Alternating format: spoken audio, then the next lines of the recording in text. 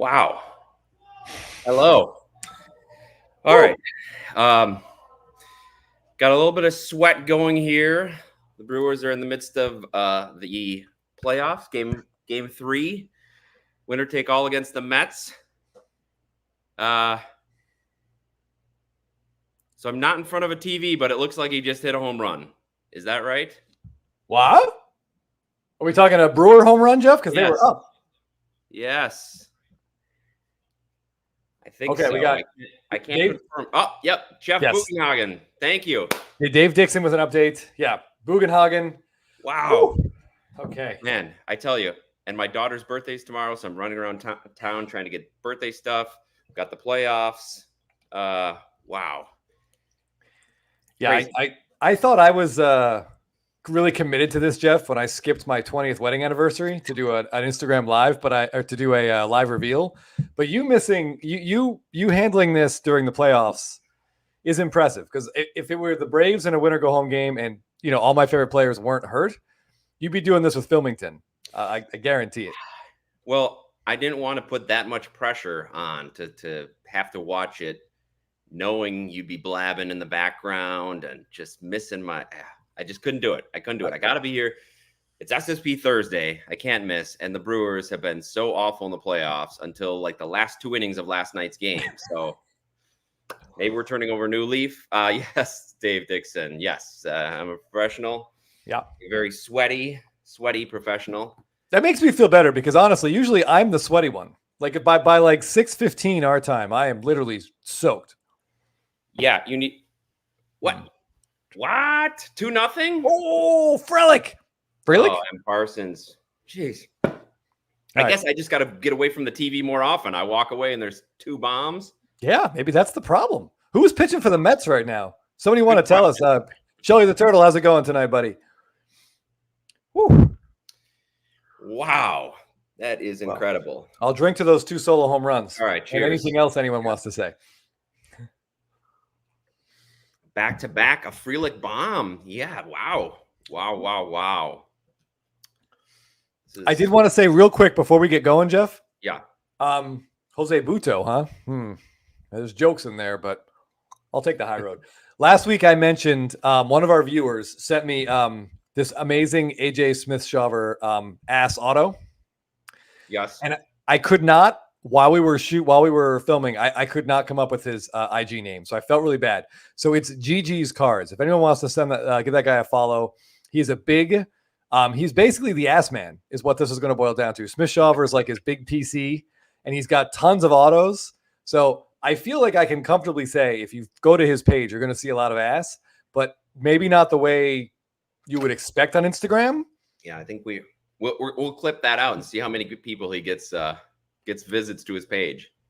Yeah, so please check that out. He's got a whole bunch of colors, and he's got some great autos, more incoming. So there'll be regular ass updates on there. But thank him again, Gregory, if you're watching. Appreciate it. Yeah, and it timed out nicely with the A's ass hat as well. That was great. It did. It really did. And then it also timed out great for Smith-Shawver's second major league appearance of the season, which unfortunately did not go well because postseason Fernando Tatis Jr. is an absolute menace. Yeah, what's the deal with him? Are they going to go on a run? The Padres, led by Tatis and Machado? They sure look like it. I mean, certainly they had no issue with the Braves, but I'll be honest, I didn't really expect them to have much of an issue. But the Musgrove's elbow might be a problem. He said he'll do whatever it takes just to get out there. So he knows. He knows that, like, this is their chance. This is their year to win it. No dominant teams. Dodgers are hurting for pitching. Bryce Harper's physically hurting. It is wide open. I mean, as dominant as the Phillies looked for a couple months earlier this year, it's equally surprising how nobody's dominant right now. I mean, the hottest teams. That's true. Let's see what happened. Thought maybe Chris might have left it over here, but I don't see it. No, it's right here where it always is. Okay. Just within our arm's reach, arm's length.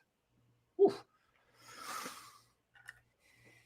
I mean, he demolished that pitch. I that doesn't like stare downs and bat. No, I think he stared down and then he looked around the entire stadium. It probably took him like 30 seconds to get around the bases. So he was just admiring it. Yeah, honestly that stuff doesn't get under my skin at all. Like, You don't want guys to admire home runs. Don't give up like 420-foot playoff bombs. Like, Agreed.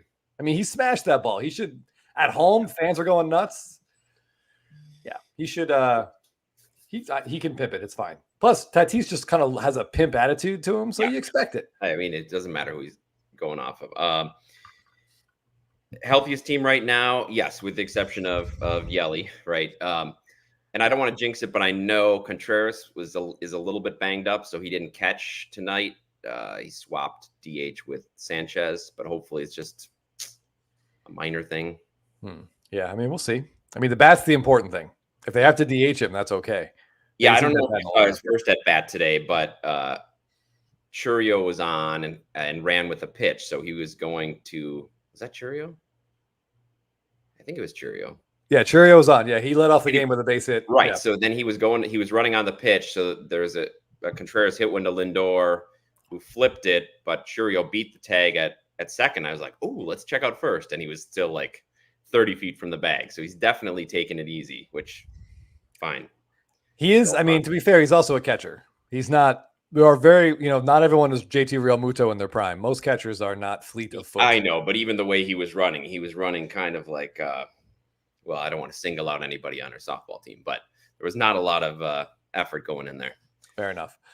Shelly the Turtle, I want to just briefly take a minute to talk about the Braves. Well, give Jeff a respite to watch some play-by-play here. The one positive for the last month for the Braves was Michael Harris might have turned a corner, and Jeff owns him in a couple. Oh, I shouldn't say that. Jeff rosters him in a couple fantasy baseball leagues, and I'm sure he's happy about that as well. But he looked like a man possessed with the bat. He was almost keeping Jeff's team in it against the team that had Shohei Ohtani in our head-to-head finals. Yeah, you think a 5 home run, 9 RBI, 2 stolen base time week or whatever it was, week and a half, 2 weeks, whatever it was for Harris would do well. But when you're playing Ohtani, who is like 25 RBIs, 10 stolen bases, 6 home runs, he couldn't quite do it. Ohtani had 29 hits in a 14-day matchup. Absolute insanity. 7 home runs, 24 RBIs, 17 runs. We a 556 OBP and 11 steals. And I lost that matchup 6-5-1. I mean, so I still won some of those categories where Ohtani was killing me. But if he had just played like even a Superman, he didn't even need to play like a mere mortal for me to win, but just a Superman. I think wasn't he with runners on base, he was like 945 for that streak or something. Yeah, I think he was like 11 for 12 with runners in scoring position during that time. And I believe that the guy Jeff was playing, he did some math to sort of just kind of get an idea. And he's fairly confident that if you replaced Ohtani with any other player in baseball over those 2 weeks, Jeff would have won. And and that's saying something because he had Tristan Casas too on his team, who had a big day. On his bench. On his bench, actually. The 3-homer game was on his bench. But anyway. Right. No, so I'm saying even had he put him in. Oh, right. Yeah. Even with that, I still think I would have won because that Ohtani was just. Absolutely. But yeah, so Michael Harris looked really good. Michael Harris came into the playoffs this year, 1 for 27 in his playoff career. And he looked very outmatched against the Phillies these last 2 years. And he got pinch hit for at the end of the game, the end of the elimination game last year. But this year, he was probably our best hitter in those 2 games. Not probably, definitely. So someone else said, Michael Harris, a buy or a sell? I don't know. He did still put up a sub 100 OPS plus this year. He just was not a great hitter. John, I do think there's potential because he is still young. I think he's 23. He'll be 23 next year, or 24 next year. And his defense he's the best center fielder in baseball, I think, right now. So a lot of potential there. I would hang on. I would not dump your Michael Harris cards unless you want to sell them to me. Whew. All right, so that inning is still going. Yeah, Los Bravos, you're right. I mean, Matt Olson's down season is still a career year for a whole chunk of people, but not for him. And they did a couple of swing breakdowns. His swing was different. The load was different. Boy, I am saying some really subtly inappropriate things, but so maybe he's been hiding an injury because that he's like Freeman. He posts up. I mean, Freeman's playing with broken fingers. He played with a broken elbow. Olson's the same way. So maybe he's been hurt most of the season. We don't know. But he was not himself. We'll see. Braves in 2025. I'm looking ahead. Yeah. Yeah. And I'm still hoping for this year. Yeah. We're looking to the future, right? I think that's Anyway. Don't live in the past. Right? As Mark McGuire said, we're not here to talk about the past. Don't look in my locker. All right. So it was SSP Thursday today. Hopefully everybody got a chance to check out Instagram because there were some really cool cards, some rare monsters that you rarely see, never see. There was some really fun stuff. So I hope you guys don't get as irritated with the sound of my voice as I do, because I can already tell Jeff is sort of like really suggesting that I start showing SSP cards so he can watch the game. So I'm fine with that. There was some really good, actually, some SSP history being posted today. So what I did is I pulled up a bunch of accounts, and I did this in chronological order. Now, will I be able to maintain that? Probably not. But I'm going to try to go through the best post, the most interesting post to me in chronological order, and we will see some of the very first image variations that Topps ever produced. That's a lot of effort. I appreciate that. Wow. Well, you know, I don't have a daughter's birthday or an elimination playoff game going on today. All I have is a dog who got her cone off today. That was the big news around my house. Yeah, how's she adapting to the lack of cone? Immediately asleep, which I think it's hard to sleep in those cones. You know, it's like a bundling bed in the 1800s. Like, it's difficult. So, she's okay. Good. All right. So here we go. We're going to start where image variations began, which was a windy day back in the Midwest in early 2007. A lowly Topps employee had a discussion with Walmart about possibly putting some image variations, some special cards into Walmart boxes. And so they did. So we're going to begin in 2007, and this is a post from an account that Jeff and I have known for a while. It's Cardboard Collector. Mm-hmm. Oh, I'm sorry. I said that wrong. Colorado Collector. We're already in big trouble, Jeff. I'm not reading well. Okay. Dicey at best. Okay. So Colorado Collector presents us with this 2007 Troy Tulowitzki, technically referred to as a Walmart variation SSP. That's what he calls it. I think that's what Cardboard Database calls it. These cards do exist, although it's really hard to believe that they do, because only one has ever been professionally graded. And then there's this one that he has. So we're looking at two of these, like, in the known universe that have been found. My guess would be when Tulowitzki's career flamed out, people just stopped caring about it. But this card is really, really cool. And I believe only available in like Walmart boxes. So it's basically to the eye, it's an image variation. And Colorado Collector was kind enough to provide us with a second slide here. And I think this is from Trading Card Database. It's a little description here. Topps randomly inserted into Series 1 packs sold only at Walmart the following 4 variation cards. Like gimmicks in future years, there's nothing on the card other than the photo being different that would differentiate the card from the regular card. Okay. And it's described here as due to collector ambivalence and the astronomical odds of finding one. These were one in 3,700 packs at Walmart. And unfortunately, the checklist is not ripe with Hall of Fame names. You've got Andrew Miller, Delman Young, huge, a couple great postseasons for the Tigers, I think. Troy Tulowitzki, Delwyn Young, I believe the younger brother, and Josh Fields. So not the roster that you would hope for at the time, but still, this is pretty cool. Check out Colorado Collector. This is a Troy Tulowitzki card that you may never see anywhere else. And so let's move on. So that's 2007.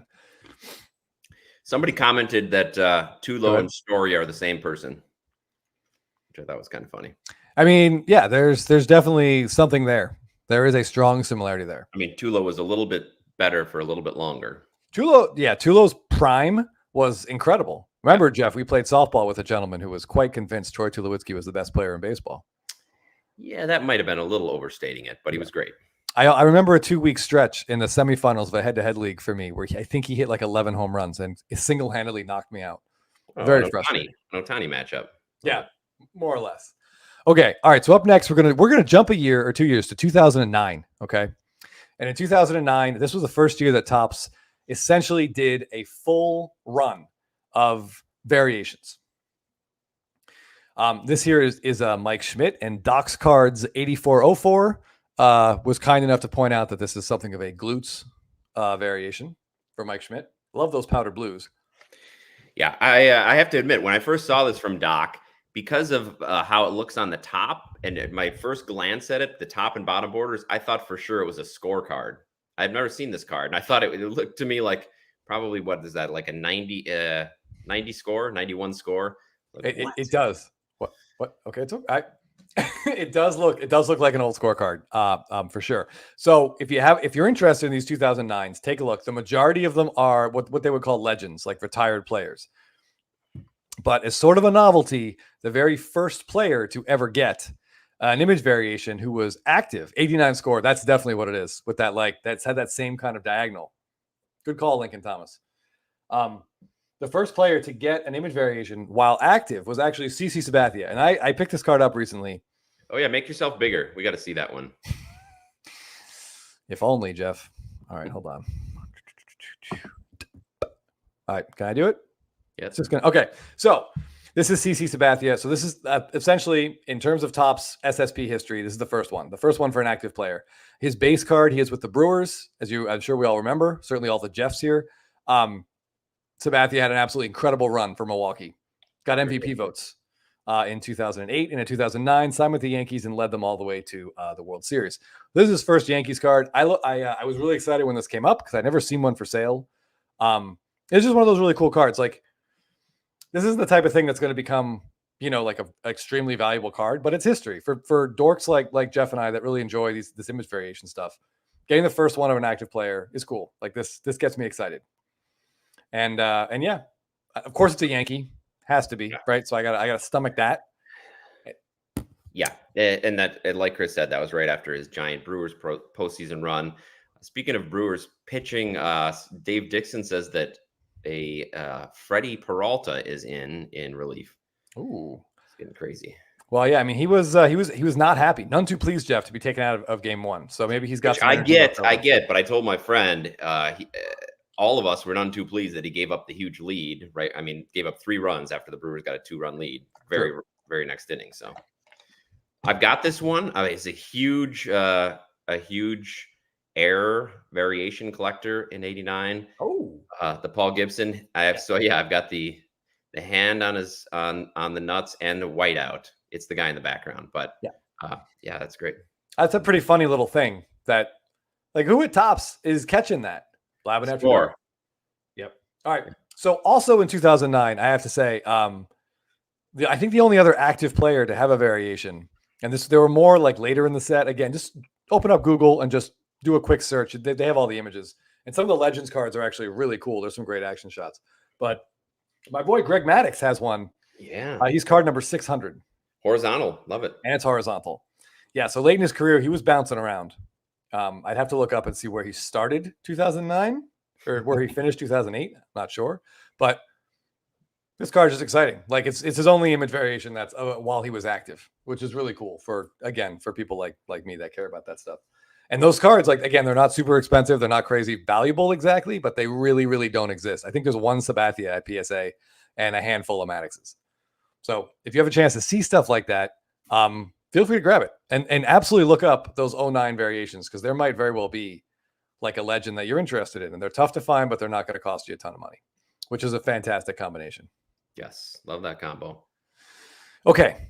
So that's 2009. 2010, we've talked before, Jeff, about the pie in the face variations that exist. Yes. And those are really fun. Yeah. However, nobody posted one of those, so we can't really talk about them. 2011 didn't have a ton. They had a lot of legends again. But in 2012, that's when things get really fun. Before you get to that, SFO Sox fan said 2008 Maddux started with the Padres, ended with the Dodgers. And Doc has a question for you. Should I grade that Schmidt? That's a good question, Doc. I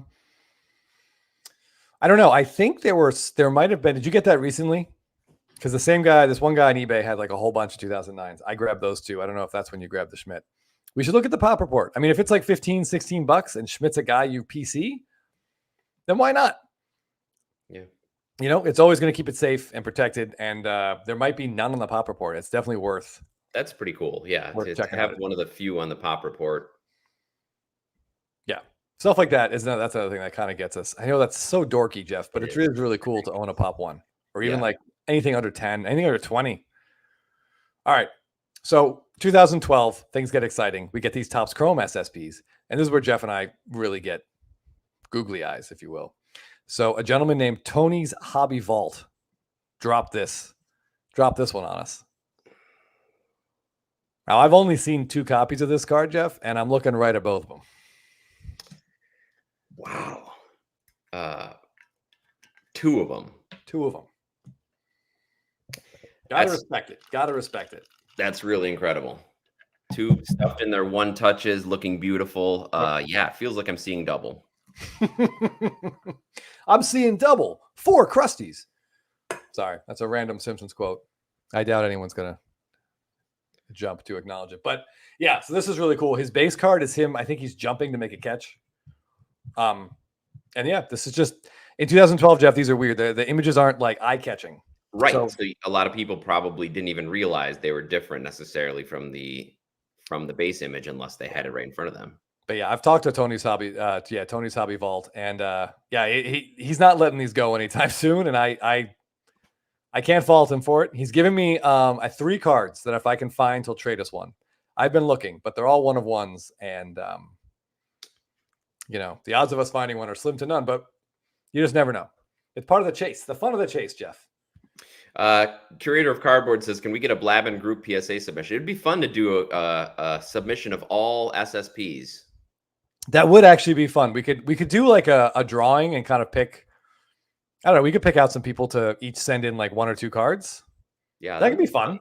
Yeah, then we could do a reveal on the show and have those same people hate us when their card gets a 7. Right. Doc's cards got my Simpsons quote. That makes me very happy. On to the 9th. All right, guys. Okay. Wow. Yes, Star Huddle, you're right. Yeah, the 2012 Ichiro where he's bowing after bowing to the Mariners fans after he was traded to the Yankees or bowing to the Mariner clubhouse. That's a fantastic card. I love that too. Could talk about it all day, but no one posted it, so we're just gonna move on. Oh, Jeff, I like to hear this. Oh, man, Cheerio. It's like Chris made a good point to me today. We were talking about Cheerio because halfway through the season, I guess more in the second half, I finally decided to go down that route to picking up a couple Cheerios. And Chris was reminding me today that the good news, if the Brewers lost, is that it'd probably be a better time to buy Cheerios. So that was some consolation. So I'd rather have him win and see his prices keep going up and not buy them. But should they fall, that's not a bad idea. I'm also not going to lie. Even if the prices go up, if Cheerio like somehow pushes these guys past the Phillies in the next round, if you think Jeff isn't going to go buy more Cheerio yeah. I'm going to have to do a full episode just on that. Yeah, we'll do a whole FOMO episode on how we're testing positive for it. So, Mike, the 82 Fleer Habrowski is good.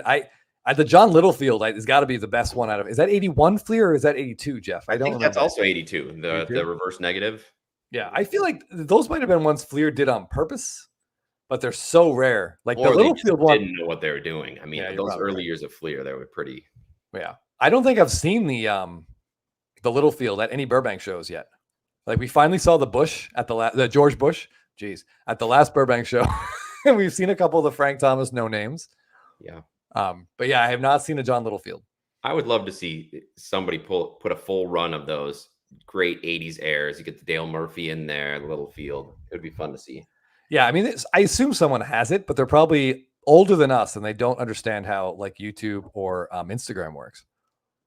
Not to suggest that you and I have a full understanding of it. No. Andrew here with a quick question. Do these older variations have different code numbers on the back of the cards the way current cards do? I don't think they do. They do not. No, it's just different images. But again, Andrew M.A., Google is your friend. Like Beckett has image galleries for every set right up until this year, actually. The 2024, their image gallery is not complete for whatever reason. I don't know. Maybe they're not getting the hits, but feel free to check it out. Yeah, Cheerio is Jack is his nickname by Pat Murphy anyway. But Honey Nut would be a great one. Bazooka Tom, thanks for tuning in. Yes, we haven't gotten to talk about much Ohtani except the fact that he single-handedly beat me in the fantasy baseball finals in Chris's league.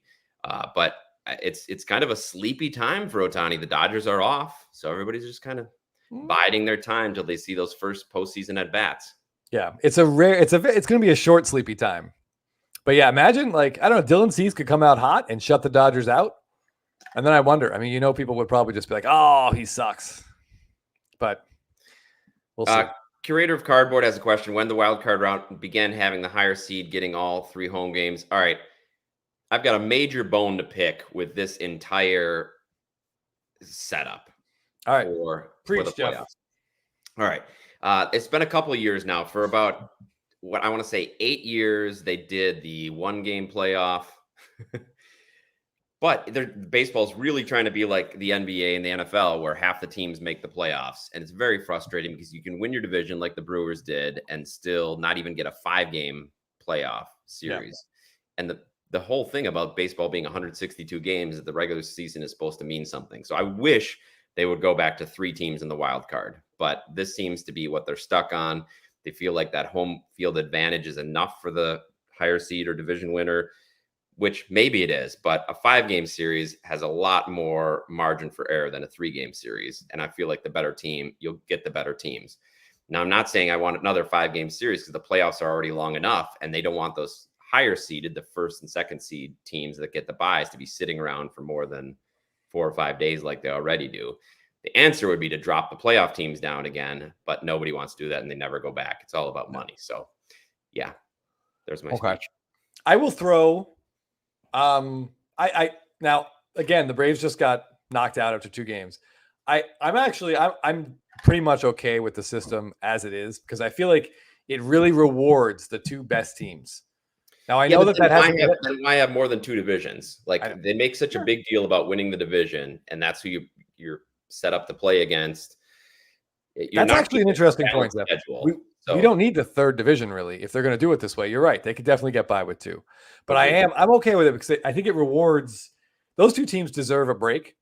And you've seen and I know that in the last couple of years, the teams that take that break aren't necessarily better off. A lot of them lose immediately. And then immediately they complain about having the break. So yeah, it's like you're damned if you do, damned if you don't, if you're Major League Baseball. But this fact of keep adding more and more playoff teams, I'm not. Yeah, it was a big point of contention in that labor agreement. I know the players did not want to do it, but the owners did because money. Look at they're selling out all of these games, so I get it, but it just it doesn't seem right if you're setting up a division and you win the division and then you're only guaranteed a 3-game playoff. It just seems like it's going backwards. Yeah, it's not great, but to be fair, I'll play devil's advocate for another minute here. To be fair, they had 162 games to win more than the Phillies and Dodgers did. And no one did. But I'm saying, but if you're setting it up like baseball, you're not like baseball does with their divisions, you're not getting the exactly equivalent schedule. So it's better this year. They did do more of a balanced schedule. They stopped at 19 or 20 games in the division thing. Right. So that went crazy. They did a little better, but you're just so much is reliant on how bad some of the other teams are. Yeah, that's true. That is true. And I just feel like the Braves, especially, it's kind of funny. The last 2 years, they've been the opposite ends of the spectrum. Like last year, they had the 5 days off. Everyone could get rested who was healthy enough to rest, could get rested to play. And this year, not only do they have no days off, they have that ridiculous doubleheader, right there in the middle, right there at the very end. So it is what I think you just have to figure it out. Like this isn't going to change. This is what it is. So, if you're going to win the division, and if they are going to leave it like this, fine. But I know they're talking about adding even more playoff teams, watering it down even further. I just feel like as long as that money rolls in, it's never going to end. But what I would rather see them do is lengthen the series, then make the World Series 9 games and get rid of these other playoff teams. That's what I would rather see. I just feel like the whole idea of the regular season, I know when they went to the wild cards in the 90s, and they went to the 3 divisions, it got people excited because that extra team could make the playoffs. And I get it. If you finish second in the division, but you're the next best team in baseball and you don't make the playoffs, it sucks. But at what point do you have to stop saying, okay, well, we were the 5th best and didn't make it. We were the 6th best and didn't make it. Yeah. The '93 Giants team, I think, really opened. Like they were so good and missed it by a game, and they had to change. They had to change. You can't win 103 games and not make the playoffs. Like you just can't. That can't happen. It shouldn't happen. Obviously, it did, and it has before. Mike says it'll become hockey. I don't think so. I don't think we're ever going to get to that point. I think this is where we are. I don't see the players ever allowing it to go further than we are right now. But I feel like we probably said this 5 years ago. But I think this is it. This is the max. And honestly, it's exciting. Like these two games are exciting. They really are. And I know we have people, your friends, Jeff, that hate the celebrations too, which is really celebrating like 5-6 times a season. Right. Ice Rain, I don't think they'll ever make it the best of 5 because that's just too long of a layoff for those other teams. So they're trying to balance that. And yes, they're definitely exciting, but that was their appeal for the 1-game playoff too. It was exciting, except for those teams. It kind of sucks. I would take this a step further. I know this would stink for that one division winner that doesn't have the best record, but I don't like that long layoff. I think the layoff is too long. So I feel like Monday is they have Monday for makeups, for rainouts, Tuesday doubleheader. And if anyone forces a game 3, there's a single game Wednesday, and then division series starts Thursday. Like, I think that's how you could punish these wildcard teams. Because I feel like whoever plays that, who's the Tigers are playing the Giant or the Indians, they're still going to deal with Skubal twice. It's just the layoff is too long. Like Skubal can go 2-5. And I feel like that's not really punishing a wild card team. I know it would theoretically punish the Brewers, which is unfortunate. Yeah, I see what you're saying, but then you've got to change the setup to not. Yeah, if you have divisions and then your goal is to win the division, and that's what it's always about to secure your playoff spot, then they throw this curveball in and they're like, well, you can win your division, but yeah, you still got to play a doubleheader day after the season ends. That's tough. Yeah, it is. It's I don't know. I mean, you give all three division winners that bye and have the wild card series. Then you have the 2 wild cards that are complete wild cards. Have them play a 3-game series and then go right into it. Yeah, but that takes a team away. Yes. That's you what should take at least one team away, but they're not going to do it. But that would make a lot more sense. They also don't. I mean, the other thing they don't want is they certainly don't want 2 wildcard teams in the World Series. I feel fairly confident about that. And by they, of course, we mean Major League Baseball. Doc's cards is look at the pop report. Doc, I just did the same thing. I didn't see any Mike Schmidt's either. Yeah, somebody did and looked and said it would be a 1, so I guess there's nothing on there. I don't see any Schmidt's in 2009 Topps, but just to double check, Docs, what's the card number? I want to see who he's a variation of, or for, and nor for yet so. Okay. Will says, did you guys see Golden at a private sale of a Min Gem Orange for $200K? I saw Golden. I saw that on Instagram. I don't know if that's the Bowman Chrome Orange. Yeah. That seems a little crazy to me. I don't know. I'd rather. I mean, again, this isn't real money. This is fake money. I mean, you saw what Jeff and I went through to buy a Min Gem Blue. I will take a lower grade gold. I'd rather. Sure. I mean, orange is cool. I know it's under 50. It's out of 25, and the gold's out of 50. But I don't know. Yeah. Maybe it's the side of I have a little of my mom coming out, and I want the gold. Yeah, the gold, it does have more history. It usually looks better. All right. Well, I appreciate you guys listening to my playoff rant. I feel like there's not much is going to change. Basketball ended up going to make all the Series 7 games. I could see baseball doing that, but it just extends the season too far, and you don't want those guys sitting around. Oh, I really like the fact, Doc, that Mike Schmidt variation is a chipper variation. That's cool. I wonder if all the other legends, if they matched up positions like that. That would be cool, and that's something I will look into as we go forward. All right, so Jeff is going to watch the bottom of the 9th here. We got Devin Williams against the top of the Mets order. I'm going to talk, Jeff, you just, phase in and out as needed. Don't feel obligated. It's okay. I didn't have time, but it may be Chris's. I like to think, Shelly the Turtle, I was angrier. Yeah. I mean, and I'm still angry about it, to be honest. Okay. All right. So Lindor drew a walk. Okay. That's all right. That's okay. I assume Devin Williams is pitching, yeah? Okay, so yeah, whatever feed I have here on ESPN, I'm behind because it's 3-2. Oh, all right. Well, let's M. Parsons dial back the updates. Give Jeff. M. Parsons is at the game. She's at the game giving live updates. Yeah, that's a terrible walk. I have to say that's a terrible walk. Like just throw him fastballs. If he homers, the game's not tied. You absolutely, that's the only thing you can't do. Well, and Devin Williams, since he came back, it's been a little bit of an issue. He's had a couple games where he just couldn't throw a strike, and that's all he had to do. And I'm sure missing 4 months, they'll do that for you. But yeah, tell me about it. Sean Murphy missed 2 months with an oblique and came back, and he literally looked like me trying to hit a wiffle ball for the 3.5 months here, 3 months he played. Like he was an absolute shell of himself. What a turnaround from last season for him. Yeah, and he hated it, and he was miserable. You could tell, and his swings were bad, and a lot of Braves players just needed a reset. Okay. All right. So go ahead. All right. So let's. I'll throw up Will's comment there. All right. So we were on 2012, if I'm not mistaken. All right. We're just going to throw the Ichiros back up there, and then here we go. All right. So next up, this is also from 2012, and I feel like this is a card that people have posted before, but it's one of those cards that I just get excited to see. And this is exactly what I want an SSP to be, or one of the options to make an SSP great. We've got a World Series champion here in Buster Posey chilling on the trolley car, which is like synonymous with San Francisco. Just a fantastic card.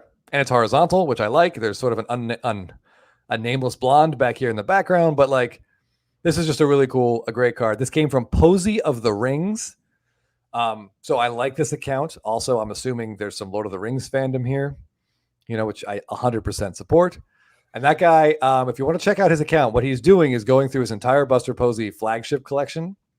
And I talked to him today. He's at 86% of every Topps flagship card made of Buster Posey. He's missing 14% of the parallels. That's pretty incredible. That's really incredible. So it's not just the base cards; it's base plus all the parallels of all that the base. Parallels. Yes, he recently just went through all the 2011 parallels. The last one he posted was the Topps Black.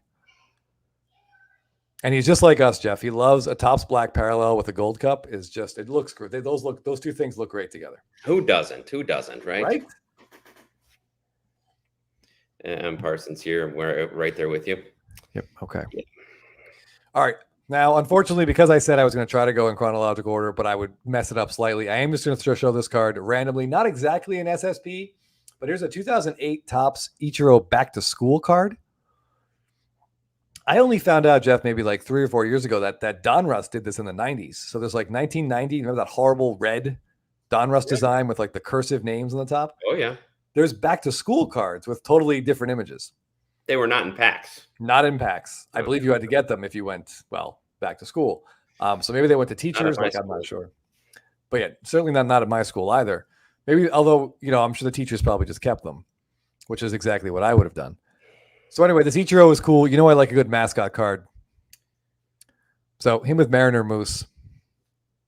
And I have to point out, I was looking at this card today. I never noticed how thick the Moose's eyebrows are. Oh, those are eyebrows? I think they are. Yeah, from this, it looks like he almost looks like he's got a George Washington wig going on between the eyebrows and those antlers. So I did go online and Google some moose pictures, and I have an issue with the eyebrows are a little, and I learned this word today, a little anthropomorphic here.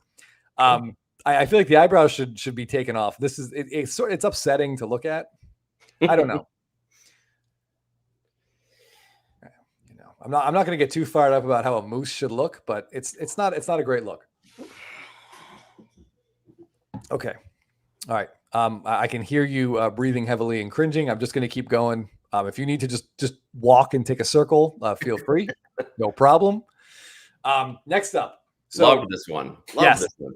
This is from 2013 Topps Update. There are some really great image variations here and some really great pairings from different eras, both current All-Stars and older All-Stars like this. This is two of the greatest players of the 1980s, Jeff.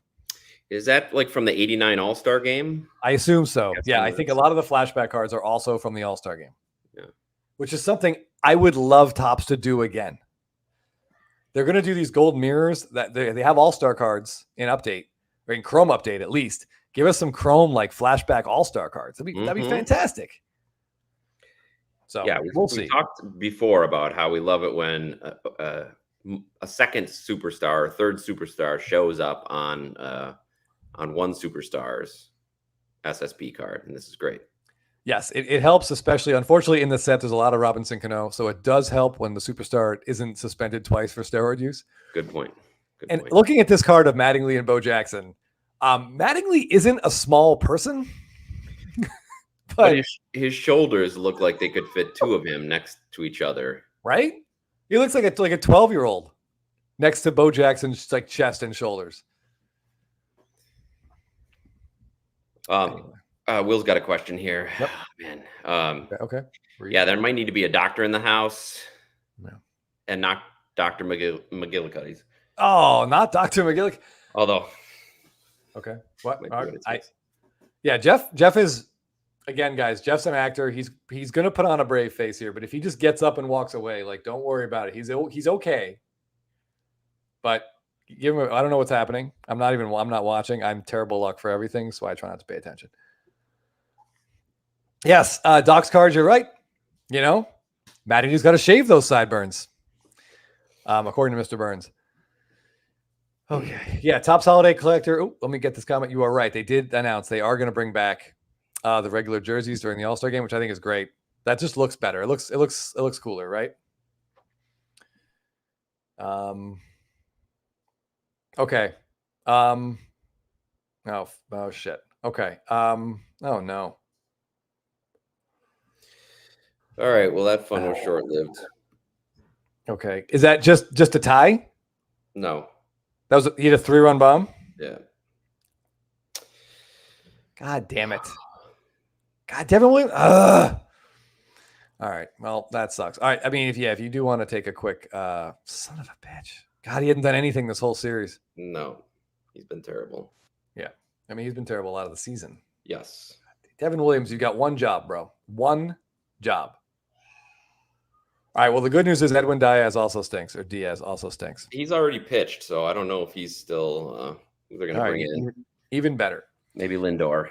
Yeah. All right. So 2013, Gypsy Queen started doing some image variations, and these are like, I mean, it's a Gypsy Queen. This is not like a huge product, so you will never see these cards.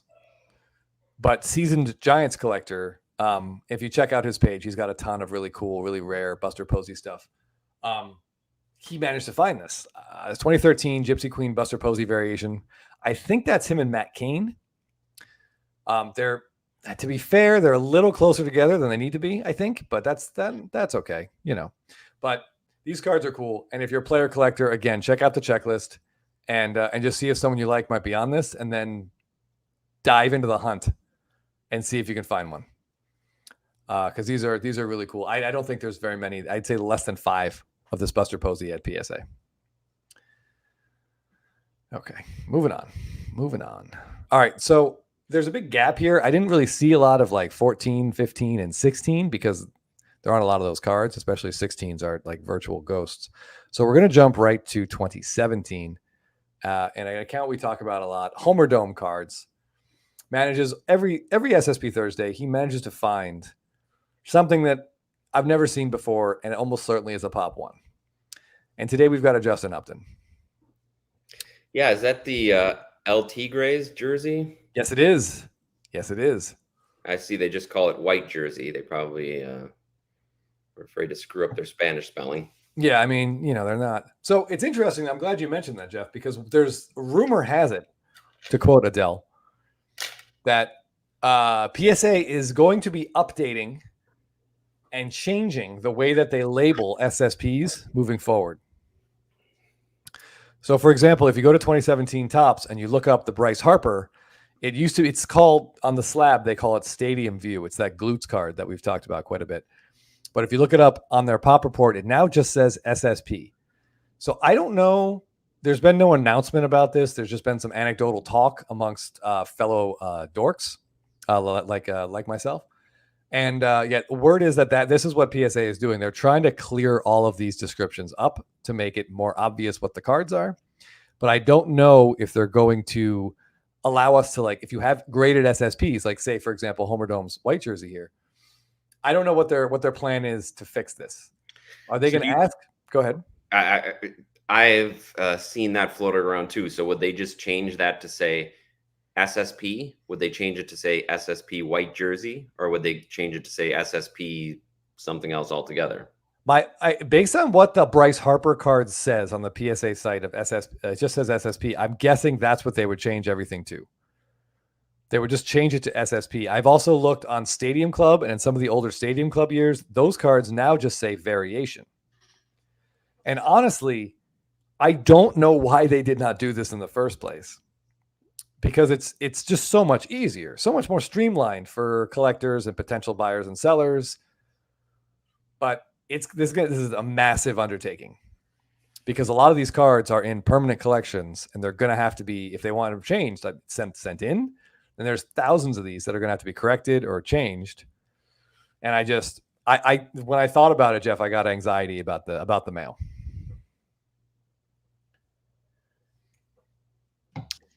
But anyway, I don't know. Yeah.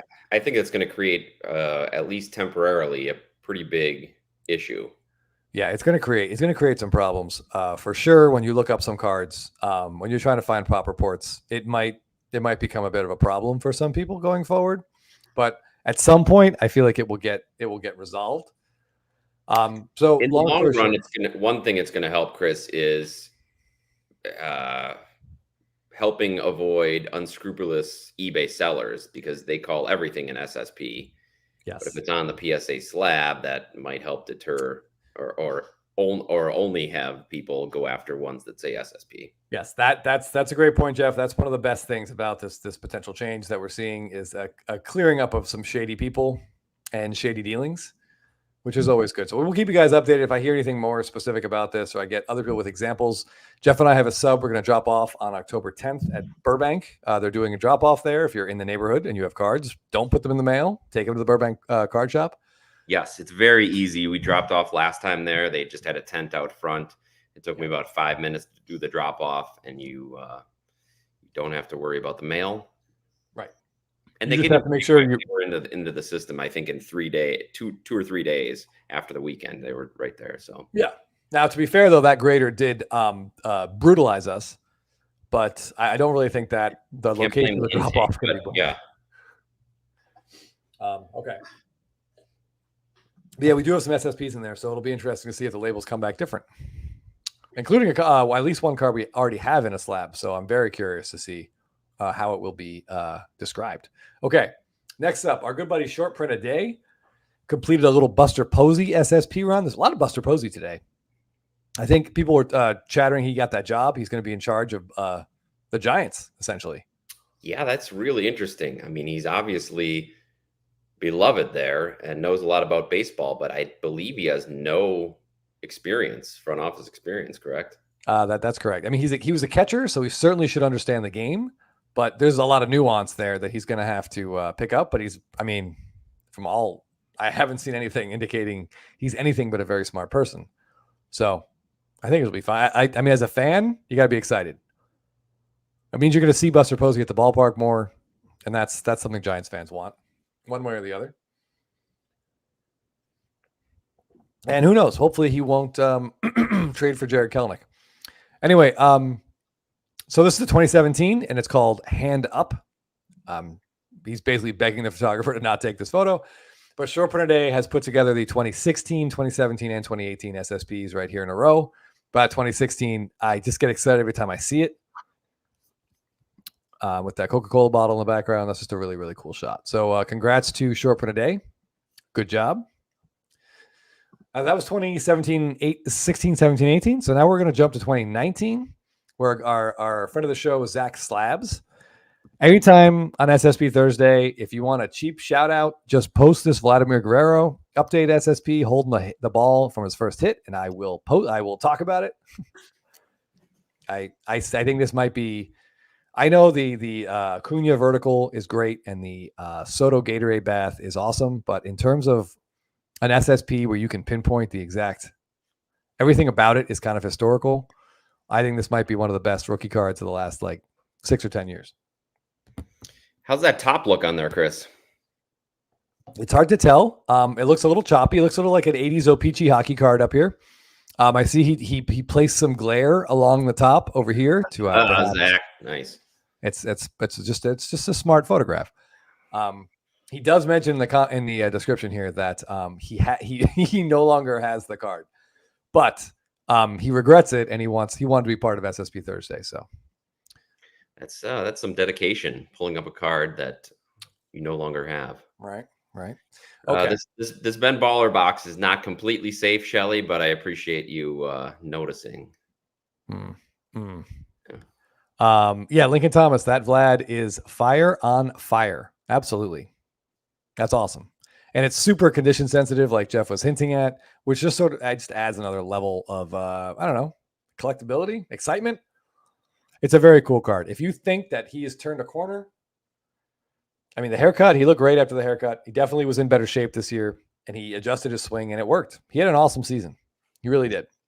Yeah, Chris, but I do have to remind you that one commenter doesn't like us talking about this card, and he was calling out you for pumping and dumping this card. That is very true. I was accused of pumping and dumping. I did talk this card up on an episode of Spitballing Cards, but I am not selling this card, so I'm just pumping, I guess.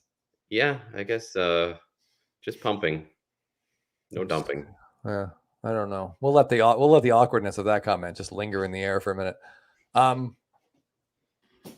Okay. Okay. Next up. All right. Okay. So the next card I want to talk about belongs to Flawed Thinker on Instagram, which I think it's a great user shirt, and it could be used for any of us. Certainly anyone I know and am related to. But so this is, when you first look at it, it's the 2020 opening day SSP of Bryce Harper, where Blooper plays a practical joke on him. We've talked about this card before. Love the image. I like mascot stuff. Yeah. Blooper's ear has a interesting look to it when you stare straight at it, but that's neither here nor there. But what you may not notice about this card is it's a jumbo. It's one of the box toppers. So as you can tell in the comments, I love box toppers. So I need to find one of these now, Jeff. And I think this is the kind of card I need to get Bryce Harper and Blooper to autograph. Yeah, I think that would be how does Blooper autograph? With a big old paw print? Or no, he actually writes Blooper. And like I've seen his autograph. He just kind of writes out the word Blooper. You know, which is his name. But yeah, so this is cool. And I can see in the corner there, some of these box toppers, when they use the image variations, they're numbers. This is like numbered out of 49. And I love stuff like this. It's just very, very unusual to see. A lot of people just throw their box toppers out. I think they're great. I like oversized cards. Yeah, and as you've mentioned, they're really good autograph targets, if that's what you want to do, because they display well. So that is 2020. We're going to stay in 2020. And Doc Z _ sports cards posted this really cool Logan Webb rookie. Photo cards of pitchers hitting are a dying breed, and this card is great. Logan Webb is incredibly good. And if you don't play fantasy baseball or follow the Giants, you might not realize how good this guy is until he comes around once every couple of weeks or once every 3 months and shuts out your team. But this is a cool card. I like this. I'm not a Logan Webb investor, but this is a card I might pick up at some point just because I like seeing pitchers bat in these older cards. Yeah, and he's following in the footsteps of another hitter, which I posted today. Yeah, I was going to say, do you happen to have those on you? Yeah, you do. I do. Okay, hold on. Yeah, I'm going to stop sharing. Yes, hitting cards of pitchers are, well, I mean, you can always go back and get other pictures, but these from their playing days while they were playing was pretty cool that they did that. Here's the holiday I posted. A couple of SSPs of pitchers doing something that usually they're not good at, but man, Bumgarner could swing a bat. Yeah, there was that amazing opening day, I think, where he hit like, I want to say he hit 2 home runs and threw like 8 scoreless innings, and then was it Mark Melanson came in and blew the game, something like that. Yeah, he probably had a fit in the locker room afterwards. Oh my God, I didn't. Oh Jesus, that was an original Ohtani. Ay. All right, sorry, I'm just catching up on the other goings on here. Okay. So I will try to distract everyone as best we can. All right, we have talked about this car before, but I wanted to stay in 2020 and mention it again and sort of. Yeah, Kershaw was good. Max Fried has like at least one pinch hit walk off in his career. Unfortunately, his career is probably going to include other teams now, but that's neither here nor there. All right, so up next in 2020, this is the opening day SSP of Shohei Ohtani. Speak of the devil, and this is a pretty fun card because, of course, Ippei is in the background, and it's the only card I'm aware of that Ippei is visible on. There might be a Topps Now from like his introductory. I'm not sure, but this is the only license pack pulled card that his now infamous federal prisoner translator is visible. Yeah, we talked about the opportunity to get this one autographed, get a dual auto on this one if you've got a connection with the California Penal League. Otherwise, you're going to have to wait at least 30 years, I think, from what I hear, Jeff. Yeah, but it's a really cool card, and another one from opening day, as FSO Sox fan here says, RIP opening day, some of the best SSPs.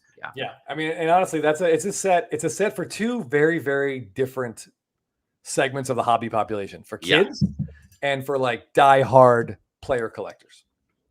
And there's not a lot of crossover in that Venn diagram, Jeff. No, not a lot of crossover, and I feel like a lot of the short prints, super short prints, rare inserts just kind of gotten tossed in the trash over the years, along with the commons from the kids' cards. So I believe that even though their stated print runs of some of those SSPs are low, or assumed print runs are low, I believe the cards that are out there are even lower. Yes, absolutely. And I imagine a lot of these cards are probably still in binders that kids had, from the 2010s. Yeah. And I will also say this card reminds me of a more famous card that has people in the background. And that's, of course, the Mark Jackson Hoops card, which has been in the it's been in the news a lot lately. I don't know, like the price on it. It's crazy. Really briefly, I just wanted to mention that sometimes pop culture can get in the hobby. And it's hard to really know when or how or why. But Netflix has a show right now that they released. I want to say like in the last, 2 weeks, Jeff?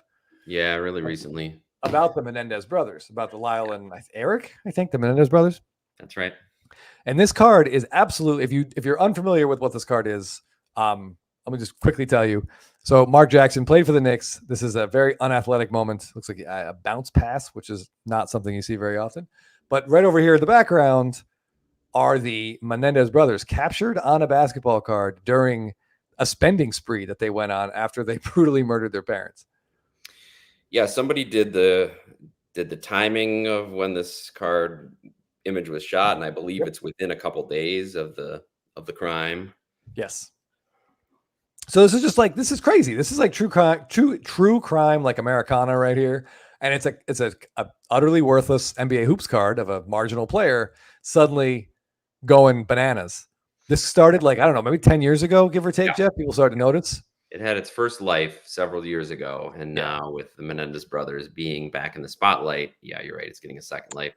Yeah. Thank you, everybody. I really appreciate the consolation. It was a rough way to go out for sure, but now it allows me to cheer for some players that I have left in the playoffs instead of teams. So, thank you. Yeah, I'm sorry, Jeff. That is just Jesse Winker. Just what an absolute. What a piece of shit. Yeah. How can we start on that clown? Yeah. What an asshole. Hopefully, maybe, I don't know. If Adamas wants to walk across the field and just punch him in the face, I got no problem with that. Yeah. Oh, God damn it. I mean, what is up with the show must go on? Yes. Yeah. I mean, closers. Look, listen, Jeff the and thing is, closers don't matter. And I believe this is just more proof that they don't. It's just, mean,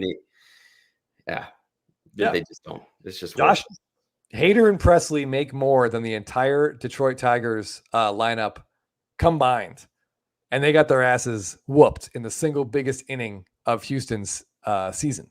So $33 million just set on fire for the season.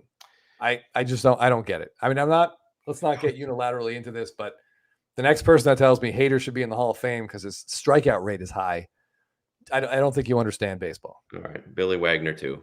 Yeah, What a joke. seriously. Sorry, Jacob. Sorry. Yes, you best stay out of Milwaukee if you look like Jesse Winker, or just don't go around slamming your helmet down and getting in people's faces. You'd probably be okay. Yeah. Yeah, I mean, if anybody who doesn't know what a disaster Winker was last year for the Brewers, he and Council teamed up to kill that run. But yeah, wow. All right, yeah, everybody have fun hunting Churio. I'm sure he's probably going to go down a little bit, although he did put on a pretty nice show for the national audience that got to see his games. Jeff, we have to. What's the reverse of? Oh, damn it! I know we talked about it before, like the hype and snipe. That was a really good one for the reverse of the pump and dump. We need to do like the dump and buy, if that makes sense. We have to like shit on Churio so the prices go down, and then you go and grab a bunch. Churio's worthless, man. Yeah, right? Can't even lead his team out of the first round. Yeah, I mean, it's just a shame. And he threw his arm out throwing that ball into the third deck. Corey played ball with Winker in high school. I'm sure he was great and probably still a tool. Yeah, it's not often openly stated. Like clubhouse stuff usually stays in the clubhouse, but like it's just sort of I mean, I heard it at least twice during the series how much like Winker clashed with his Brewers teammates, and like what a problem he was in the clubhouse. I just think it's kind of interesting. Like if it's that obvious, it's out there, then I mean, I think that tells you something about him as a person. Yeah, have to agree. Okay, we got the poop and scoop, the dump and jump. Dump and jump, I like, Jeff. Yeah. I like dump and jump. I like that one.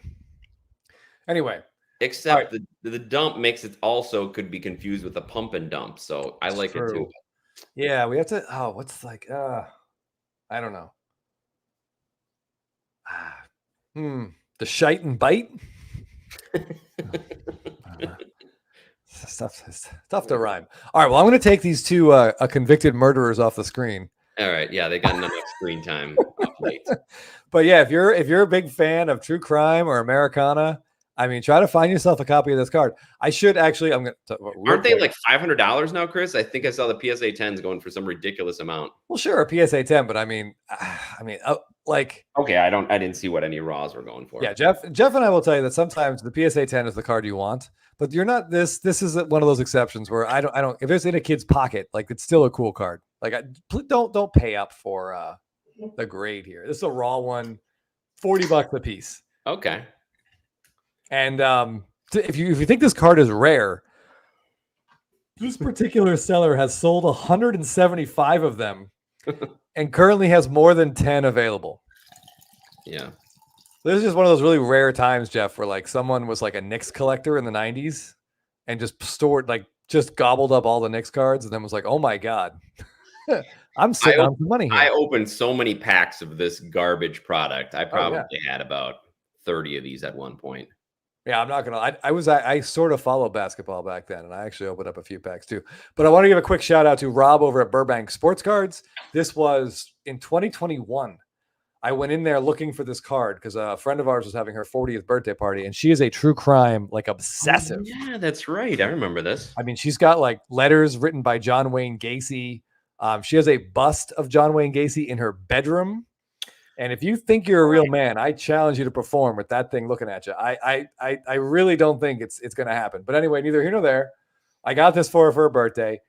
It took her about 5 minutes to realize what it was. And then she just went like absolutely insane about it and had to look it up. And it's still the only sports card she's ever had in her life. And she said it's like one of her favorite possessions. So that makes me feel good. You know, what I want to know, Chris, is who's going to be the first one to be able to get this autographed by both brothers? Maybe both brothers and Mark Jackson. What a premium that would command. I could see Golden going crazy about putting that up. And I have no idea if true or false, but will Mark Jackson sign this card? Some players have stuff they won't sign. I'm wondering if this is something that it's too dark. I don't know. Are there in-person autos of this available? We could easily look it up. Yeah, but probably not of all three, considering. No, certainly not of all three. Certainly not of all three. $1 million. $1 million. Oh, wait a second. M. Parsons with a pretty good idea here. The knock and stock. I don't hate that. Knock the player, stock his cards. I like that. I like that, M. Parsons. That's funny. Yeah.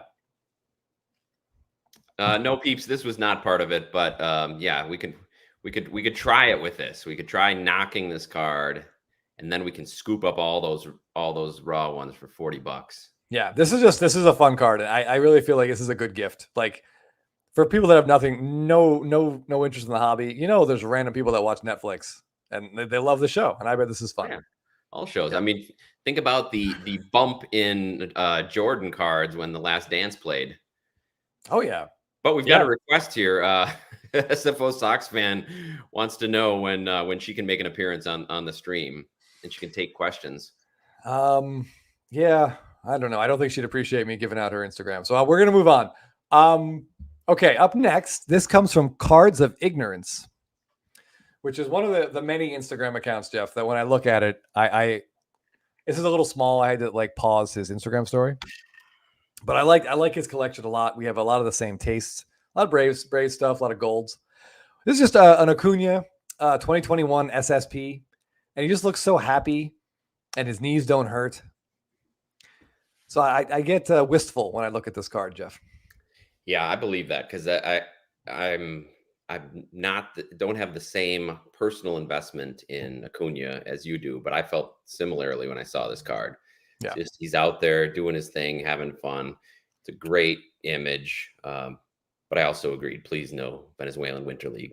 Yes, absolutely. Yeah, I think we have for sure seen the last of that. 2021 is turned into kind of like a crap year for Topps product or for baseball cards, right? I mean, Dylan Carlson, Christian Pache. I'm trying to think who else was like in the rookie class that we were supposed to be excited about. Was Bowman 2021? Yeah, 2022, but none of them really panned out. So it's interesting who became the best rookie in 2021, Jeff. Who did? I can't think of it off the top of my head. You want to take a second, or you want me to just show you? No, just show me. My mind's not exactly working. That's fair. That's it. Yes. Oh, seeing that card was great too. Yes, I really like this card. This is one of those like SSP images where I don't know. When you first see it, you're like meh, but then you really you can see the intensity of the stare, and I like this. And I think we made this joke before, but I'm not sure. I will make it again. I am very glad, Jeff, that he's wearing the 2021 uniform pants and not the 2024. That's an evergreen joke for sure. Because it would have been very not safe for our viewers. Yes, but I think there was a time between this card's release in 2021 through like, I don't know, opening day of this year. I bet you could buy this card for like less than $20 or less, maybe $30 or less. Yeah. And now I haven't looked what they're going for now, but over $100 now, easy. Because I mean, yeah, this dude is just won the pitching triple crown, which the fact that we had two of those this year is extremely unusual. And he ain't slowing down. He's got two more playoff starts coming. And our friend Teapot is a huge believer and has been. But I would imagine that if he were tied to a chair and forced to answer truthfully, he would not have believed that Scuba would have been this good. He would not pass the lie detector test. There is only one person I can comfortably say had this much belief in Tarek Skubal. And by the way, 2021 was a year before like the absolute explosion of variations. So he doesn't have a ton. Like now, for example, I mean, like guys like Holiday and Merrill and Churio, they're going to have variations in like a dozen sets. Skubal does not. So if you like Skubal, you believe in him long-term, he's already had Tommy John. So hopefully that's behind him. You're limited in what his best cards are. And this one is, I would say, very high on my list, Jeff. Yeah, I like that. And a couple things have come up in the comments about how bad of a year 2021 is. A reminder of some of the names we thought would be good in there. I think BFG makes a good point. This year was really hard to see the names. And so especially if it's rookies or players, it doesn't stand out. So I think that's part of the design. SFO says he looks like Billy Corgan pondering why the Smashing Pumpkins aren't as big as Pearl Jam. They're from this view, there is a very Billy Corgan-esque, although Without his hat, probably not. He does look a little bit Billy Corgan. I mean, the simple answer to that, SFO Sox fan, is that Pearl Jam is better. But you're right that I it's hard to see the name. I didn't even notice that because I know who this is. But yeah, your eye doesn't even go near where the name is. And now that I'm looking at it, I can't really read it. No, you can't read it. We could blame Maker's Mark. We could blame the fact that I'm in my 40s, but I blame Topps instead. Still, yeah. I mean, I don't think names have to be front and center all the time, but that design was pretty bad. Yes. Yeah. It's almost, maybe it's fortunate, Jeff, that there aren't any huge rookies in there that have to deal with this design. Yeah. I don't know. But he also has really cool looking autos in Stadium Club Chrome. It's a horizontal card with he has a really high leg kick, and that's a beautiful card. I can pull one up in a little bit. But if you like Tariq Skubal, I would say this card or one of those Stadium Club autos is a great way to go. You know what account we haven't talked about yet, Jeff, but we could talk about it every SSP Thursday? Cardboard Showcase? That's exactly right. So Cardboard Showcase posts an extremely rare card for two reasons. So 2022 saw, I think it had to be the absolute worst quality control in Topps Chrome, in the history of Topps Chrome.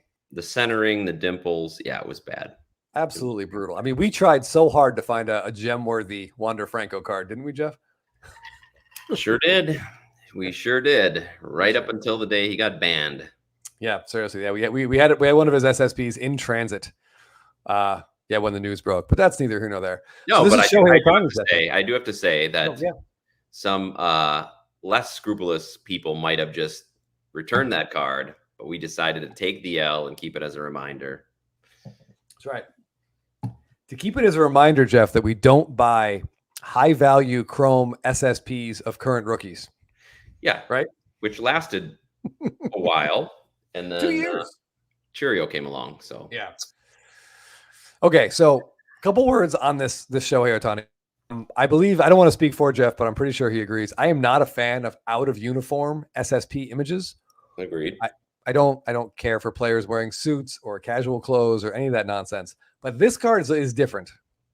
So this is from Shohei Ohtani receiving the Commissioner's Historic Achievement Award. Yes. Which has been given out a very low number of times. I meant to look it up before the show and I forgot, but it's around like 13 or 15 total times they've given this award out. And this is after his first fully healthy. Transcends the sport so magnificently that the commissioner feels like he's got to give an award. So that's exactly. Right. Yeah. And you can read it. You can actually read the trophy as he's holding it out here. And the pop on these is crazy low. I don't know if Mike is in here, but like I want to say the PSA 10 pop is like 3 because the centering on these is so bad. It's awful. Yeah. And a couple things about that. And we're getting some comments about the Cardboard Showcase says 16 times. 16 times the award has been given out. 16 times. All right. Thank you. The worst picks are the guys wearing a suit and putting a baseball jersey over it. Right. So like when they just sign with the team, which we've seen way too much of Ohtani. This case, and Yamamoto. He got this award at the World Series, which he obviously wasn't playing in. So for this timing of this, it makes sense. So I don't mind it as much, especially because of the award. But yeah, in general, it's an annoyance to see an SSP out of uniform. And Chris and I do like award images, like players giving awards or getting handed awards, but it's always better when they're on the field in uniform, getting their World Series ring, MVP award. So we really like those in general, and not so much the red carpet stuff, but this one works. Yeah, that's a great example. Yeah, a great example, Jeff. Thanks for mentioning that. So yeah, we do like it when like 2020 or 2013 Topps Chrome, Harper and Trout getting the Rookie of the Years, the Rookie of the Year awards. There's Buster Posey getting his World Series ring, all in Chrome. Freddie Freeman with his World Series ring in 2023. Topps is his gold mirror. That stuff is great. Usually, this is a miss, but this card has some, to quote the trophy, some historic significance to it. Agreed. And also, kudos as pop 3, which top 3, yeah. Even though there's 3 is surprising. Yes, and kudos to Ohtani's hair here, which is very impressive for a guy that wears a hat and a helmet like at work. Yeah, he's always got a nice easy look going with his hair. He does. I think that maybe this is why the spitballing crew isn't all on the Ohtani train, Jeff. There might be some hair jealousy. Some hair envy. Yes, hair envy. Yeah, there you go. Yeah. All right, but yeah, this card is awesome. So again, Cardboard Showcase. Congrats on the gem. Really, really Chris, cool. you can answer this one. Uh-oh. What do we got? Please tell me there's an SSP of Freeman catching the last ball of that 2021 World Series. I feel like I feel like Will's esports cards. You're asking that knowing that the answer is yes, and just because you want to see me smile and be excited, and I appreciate that. That's very kind of you. Yeah, you're damn right. There is. Yeah, it's in 2022 Series 1, and it's incredibly rare. I think there's four PSA 10s, something like that, maybe 12 or so total graded. Yeah, ATL Jeff Black also has one. Yeah. I think the Instagram account ATL for the win also has one. There's a couple on Instagram you can look at. I don't have it within arm's reach, unfortunately. Mine is safely locked away where it will stay. But yeah, it's awesome. It's really cool. Images like that, they belong on super short printed cards. I wish we had more like Rangers World Series stuff on cards. Like I really thought we'd get Corey Seager hitting that game tying home run in the ninth when he angrily threw the bat down. Like what a cool moment that was. But instead, I think his SSP is him wearing a gray sport coat at the All-Star Gala, which is what everyone wants. Chris, a couple SSP questions. Yeah. Is that Ohtani in the box packs or the silver packs? The box packs. It's just the regular. Yeah, it's in. It should be in everything. It should be in every. So rare. Yeah. It may be in silver packs, but not more than 1 or 2 copies. It should be in every iteration of Topps Chrome packs you can find. Blaster boxes, hobby jumbo, hobby boxes, whatever. It should be in there.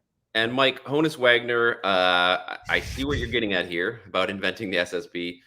But the super short print has to be intentional. So the reason that the Honus Wagner is so popular is because he had them take it out of the tobacco products, and there weren't that many in circulation by then. So it was not an intentional short print. So can't give him the credit for being the inventor of that. I appreciate you answering that question with full sincerity. Yeah, BFG trading. Yeah, I mean, yeah, unfortunately, there were no SSPs, I don't think, in 2022 Topps Chrome Update boxes. That was a real crappy set, 2022 Topps Chrome Update, Jeff. That was real bad. Yeah, you can get it for pretty cheap now. Yeah, there's sticker autos of the big rookies and crazily off-centered Bobby Witt refractors, but I mean, maybe Wills, I didn't see this, but don't forget Mookie showing up to do TV the last game of the Rangers series and Seager getting mad at him and shoving him away during warmups. Yes, that absolutely happened. Good call, Will. Yeah, we were watching that, and we were like, what just happened right there? Like, yeah, that's got to be on YouTube. I'm sure that's watchable. But yeah, Mookie was doing like working for Fox, and yeah, Seager wanted no part of it.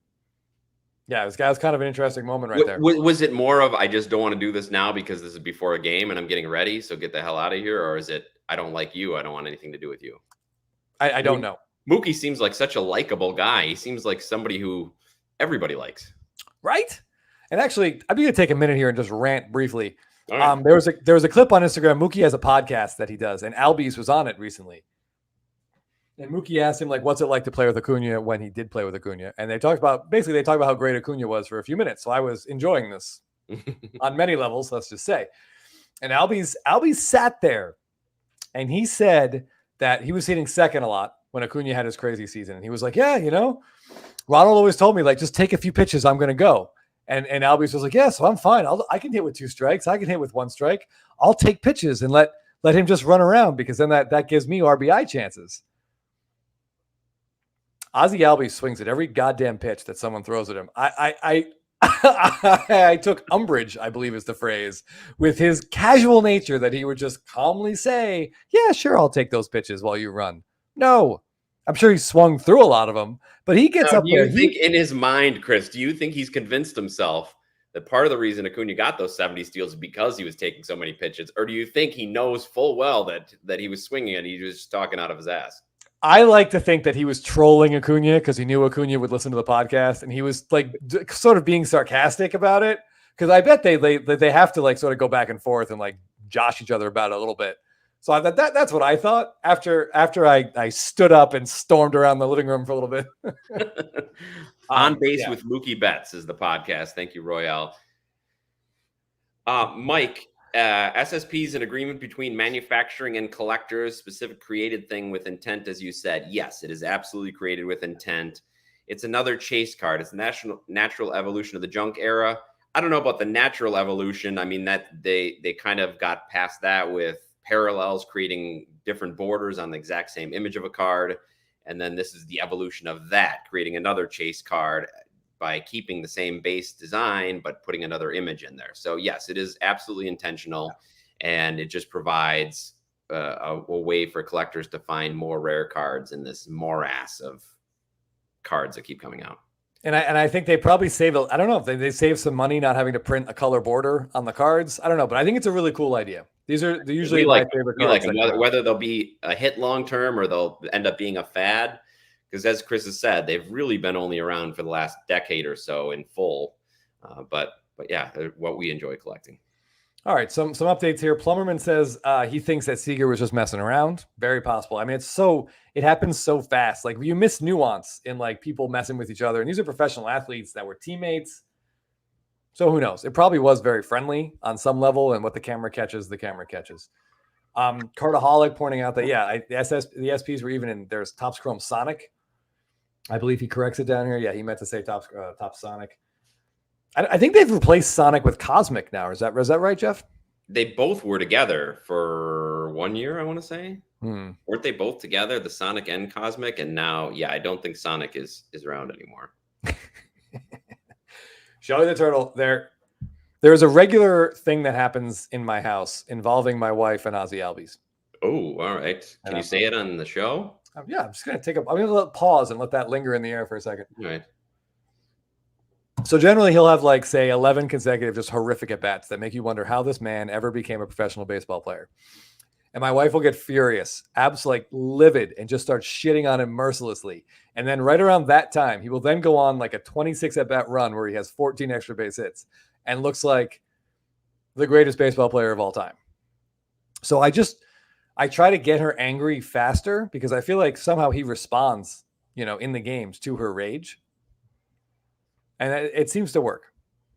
So how soon before she has an Albies jersey? That seems to be the next step. Wow. Hopefully we'll get to the park next year at least a couple times, and I'll make sure to get her one. Yeah. I like that he's number one. I think that's adorable. Well, thank you, Mike, for joining. We have a lot on our channel about super short prints and short prints, so please check out some of those old videos if you want to hear us rattling on about them. And check out Instagram, the hashtag SSP Thursday, because you'll get a great idea of what some of them are out there. All right. So next up, we're going to stick with 2020. Wait, I'm sorry, 2022. I get my years confused. I blame the alcohol. So in 2022, Topps introduced a couple different things. Sorry, Chris, but I believe I'm agreeing with Jeff here. Let's try to get Chris's wife mad at the Brewers, and maybe they can have a similar 26 at-bat streak where they get 14 extra base hits. That would be great. I can assure you, Jeff Bugenhagen. By the way, if I get drunk and start calling you David Lindhagen, I apologize, but it's bound to happen. I'm pretty sure my wife is already furious at the Brewers because she does not like Pete Alonso, and the fact that Devin Williams, I'm sure, just missed his location and threw something that the polar bear could hit, infuriated her. So I'm pretty sure there were some angry words already said. All right. And she's used to yelling at William Contreras already. But okay. Right, back to 2022.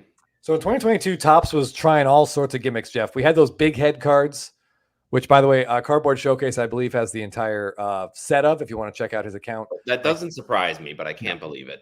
Right.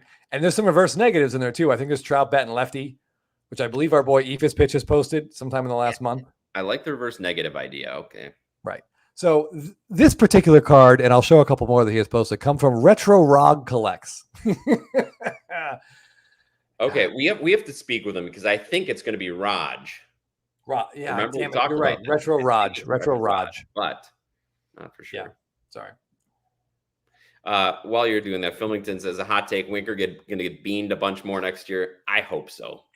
I also hope that there's a prop bet somewhere in Vegas where we can bet the number of times he gets hit over the course of the season. I don't know what it's going to be. Probably like 17 and a half, 15 and a half, something like that. Go for the record. Yeah, I want the over. So Retro Raj, thank you for correcting me because he did correct us before because his name is Roger. He has a few of these cards. Yep. Oh, there we go. Generally speaking, I'm not a fan of these. I prefer the heads of players to be their own heads on cards. But this Altuve one I really like because I don't like looking at Altuve's dumb face. So an Orbit's face is just so likable in this image. Like, how can you not look at this without smiling? Like I'm smiling just looking at it. Look how happy he is. He does look pretty happy, and looks like he's not thinking about cheating at all right there. Nope. But Definitely not. I do notice that there's a comment in here from a baseball card addict that says, "I have a hard time looking at these." Poor Roger's not responding. Yeah, and Roger equals Roger. Yes. Yeah. I have a hard time too. I will say he's aboard on mascot cards, and I am as well. Yeah. But just putting the mascot's head on a player's body, I believe Yelich, Bernie Brewer is on Yelich's head. Hold on. Or on Yelich's body. Yep, there it is. Right there. So they do strike me as a little crazy, a little strange. So I don't know. Maybe they're kind of polarizing. I don't know. The Yelich one, I'm glad you mentioned that because I was going to talk about the Bernie Brewer Yelich. This card is terrifying. And I can't like really explain why it like my brain doesn't like it. It reminds me of when we had like our dog in Central Park and she started really barking at a guy who had his kid on his shoulders. And like from that point on, we realized that anytime a person had their child on their shoulders to our dog, it's like that person has two heads. So she was absolutely terrified of that. And that's kind of, I look at this, I see like human arms and then this giant, like oversized face with what looks like a Freddie Freeman-esque set of veneers, a huge mustache. The eyes are too big. I don't know. It's just like it's upsetting to look at. When they're in the full mascot costume, it makes sense. It's just like the proportions, even if the proportions are off, it kind of makes sense.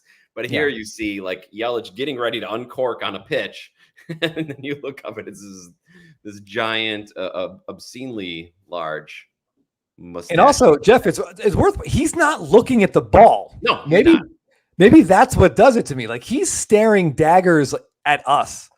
Yeah. While a pitcher is throwing 98 miles an hour, probably up and in. I don't know. Yeah, it's like a blank mustache, thick boy. Yeah. Honestly, I'm gonna have to just cut away from that one. The Orbit one, okay. This again, I can relax a minute. I can relax again. This one does make me smile again. This one's okay. But then I believe he leads off, with this Screech, and I do enjoy Screech's bat toss here.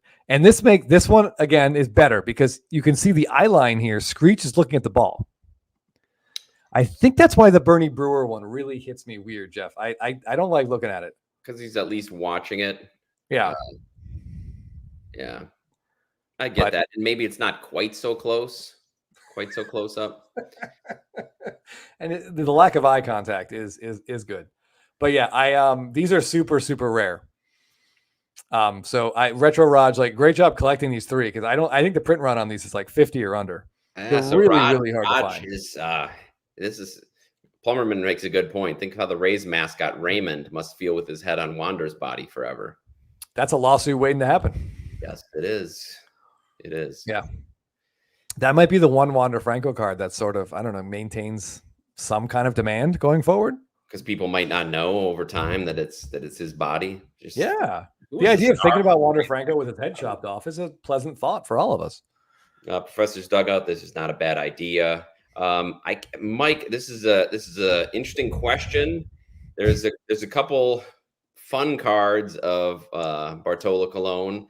I'm not sure if he's really attractive. Is there one where he has his helmet falling off, Chris? Yes, there's at least one. Yeah, where he's swinging. And he kind of looks, it reminds me of the slow-mo video of Homer Simpson swinging a softball bat. Yeah. So anyways, I would seek that out. If you're looking for a good-looking Bartolo. Yeah. But again, this Orbit one just looks really happy. So I like this one. So anyway, Retro Raj, thanks for sharing these. These are a great conversation piece. As Chris said, they have such an amazingly small print run. The fact that you're tracking them down is pretty incredible. So it's very impressive. Yeah. All right. I am going to stop looking at them though. All right. Another fan of the show, friend of the show, I should say, a friend of ours, is SFO Sox fan. He posted a really cool Jaron Duran card today. And we're a lot of opening day this week. A lot of opening day and heritage throwbacks this week. We're two big. Of course, I didn't choose any heritage throwbacks, but that's neither here nor there. So this is Jaron Duran's opening day SSP, and it has kind of a teen heartthrob, teen idol sort of feel to it. Yeah, like a Teen Beat from the '80s cover. Right. Okay, it's not on. Let me add it on for you. There it is. Oh, yeah, he's got a little bit of smolder going there too. Yeah, not quite the Yordan Alvarez smolder, but yeah, I could easily see this with like he's one of the new kids on the block type of cards here. But these are really hard to find. Very Backstreet vibe. Yes. Professor's Dugout says SSP calls it the thirst trap. Duran card. I can totally see that. Yeah. I also feel like, Jeff, we should take a minute and just discuss Jaron Duran's season, because it might have been the quietest like 9-war season we're ever going to hear or see. Is that what he finished with? It was something like that. Hold on. It may have been 8.7 or 9. Just an absolutely incredible season. Yeah, his I think it was derailed a little bit by his fan interaction that might have taken away from some of what he was able to do on the field. That's and true. The fact that his team was terrible. So yes, those I had factors. Yeah, I had forgotten about that. Yeah, his team. Yeah, but one thing I will say is I do think if you're a Red Sox fan, as I know some of our viewers are, I think what we saw this year is the beginning. There's a lot of really good pieces in place here. Yeah, that's true. It looks like they're finally coming out of that doldrums they were in and have actually a bright future ahead. It was funny, Chris. I know you posted, one of our friends on Facebook who's a hardcore Red Sox fan was posting about Chris Sale's season and said, Triple Crown, how come we can't get players like that? And it did make me feel at least a little bad for the Red Sox and how Sale's tenure with them went. Well, let's not forget he did get the last out of a World Series championship that they absolutely do not win without him. That's true. That's true. That's You're still, right. I think, the best baseball team of the last 8 years in Major League Baseball was that 2018 Red Sox team. Yeah, it was just after that it was rough going for him. A lot of freak injuries. Yes, a lot of crazy stuff. Just really unfortunate things. But the Red Sox, I mean, by the way, Duran is 28. Keep in mind that he is older than Rafael really 28. Yeah, he's older than Devers, which is crazy. I had no idea. Devers is really good. Tristan Casas is really good. And they have a lot of good role players like Tyler O'Neill. I think he's there again. I think he's locked in for a little bit. I mean, they'll get a decent 18 games out of Trevor Story. What they really need, the good news for them is they need an ace. They need a frontline starter, and the free agency this year is going to be absolutely full of them. Yeah. Including, by the way, Garrett Cole could opt out. And if you're Garrett Cole and you're done pitching to Rafael Devers, there's nowhere else you'd rather sign than the Boston Red Sox, right? Yeah, and KC says his F-WAR was 6.7, so he maybe got a big B-WAR boost for his defense. Must have 8.7 on Baseball Reference. Yeah, that's interesting. I will look and see why they're different. But I mean, I know that they tend to weight specific positions really heavily, like shortstop. That's what we were talking about with Ellie De La Cruz finishing so high, even though he may not quite have deserved it. Although he'll probably could still get MVP votes. Okay, a couple of things I want to get to here. Wow. Punterman, yeah, thank you. The mascot Ultra SSPs, Jesus, they were one in like 40,000 packs. So, and that's the one Retro Raj is collecting? Correct. So you can see the SSPs were 1,100 packs. So we're talking about, look at that math. But more than 30 times more rare. Yeah. That's crazy. Yeah. So Raj, good luck to you, buddy. I wish you the best of luck. So a couple of names getting thrown in. Royal Benjamin says, what about Max Fried? Professor's Dugout mentions Corbin Burns. And yeah, those two guys are out there. Let's not forget Snell can opt out. Cole can opt out. There's going to be some really interesting starting pitching names out there. And Thick Boy says Tyler O'Neill was a one and done, and he wants to stay. I mean, those three guys I mentioned are all left-handed. They also have Marcelo Mayer, Jeff, who is ready to go, I think. Really good chance to win the opening day shortstop job. I'm not sure what side of the plate he hits from, but they need it's crazy that the ballpark they're in, they need lefties or they need righties. I'm sorry. They need some And righties to pound that wall. Yeah. right. But yeah, so Tyler O'Neill will be a great fit to stick around. Yeah, Mayer is there, and hopefully they get Vaughn Grissom, who was traded for Chris Sale, is a good hitter. I know he was hurt all of this season and didn't do much when he came up, but hopefully he can get a season and do well. Yeah, I think he will. I think they'll be back. I don't know. I think it's all those pitchers that you mentioned. They're all going to go to big market teams. So it's just a matter of probably musical chairs. Yeah, Tanner Houck looked great Fried for a big chunk of this year. I did laugh. The Giolito signing is just nothing short of hilarious. They signed it. It was a dumb signing. They gave him 2 years. He's going to miss them both with Tommy John. I mean, sometimes you just have to laugh at how bad luck can be. Oh, Professor's Dugout, thank you for letting me know. Mayer is a left-handed batter. So that's just another one. That's 4. Oh, look Thick at Boy says Casas is rumored to go. I just highlighted that. I have a hard time seeing that. I don't think see that either. No. And to sign Springer with it? No. Springer's old and not good. So I can't see that either. The guy that I think the Red Sox might be interested in is Guerrero. If they're going to go after a right-handed bat. Can you imagine? If he doesn't sign in Toronto, that would be real interesting. Blake's throwing Bregman in the mix. Yeah, he is pull happy. That's a good point. Yeah, but the Devers, Guerrero, Casas would be absolutely filthy. Yeah. Right in the middle of that. And then you could Guerrero could be your Guerrero, Devers. They could more or less DH. Devers could spell Casas at first while Casas DHs, but you could figure out the defense there. As of those Sox fans throwing out my favorite friend, Pete Alonso. Yeah, I mean, I don't know what he's going to do. The Mets don't seem like they want to commit to him and vice versa, maybe. So he's probably going to pound 40 home runs somewhere. Well, he didn't do it this year. So I don't know. I think the Mets, he's very one-dimensional. And I think his one-dimensionalness was really on display this year. Like the home runs came down and he just wasn't, there's nothing else there. Yeah, and you can be one-dimensional if you're going to hit 45 to 50 home runs. But when you're hitting low 30s, not so much. Not at least at the contract, he wants to get. Right. Very, very true. Oh, Thick. Yeah. Sorry. Yeah. Thick Boy definitely wants Guerrero. I would love to see him at the I like Guerrero and Devers. They're both from the Dominican. That's like an awesome 1-2 combo. I would love to see that. But Houston has been desperate for first base production and they cannot find it, Jeff. Yeah. So that concerns me. They're going to make a run at them. Yeah, I don't know. And we have friends, and maybe it's wishful thinking, but our Canadian friends really believe that he's there long term. We'll see. I feel like, and Chris kind of agrees, I think, from us talking before, that if that was going to be done, that'd be done already. Listen, as a Braves fan who loves Freddie Freeman, I will always feel like if someone's going to get extended, they would be extended already. And if it isn't done, there's a reason it's not done, and there's a very good chance it never gets done. Like Fried, I would love Fried to stay, but he never signed. So I'm assuming Fried's gone.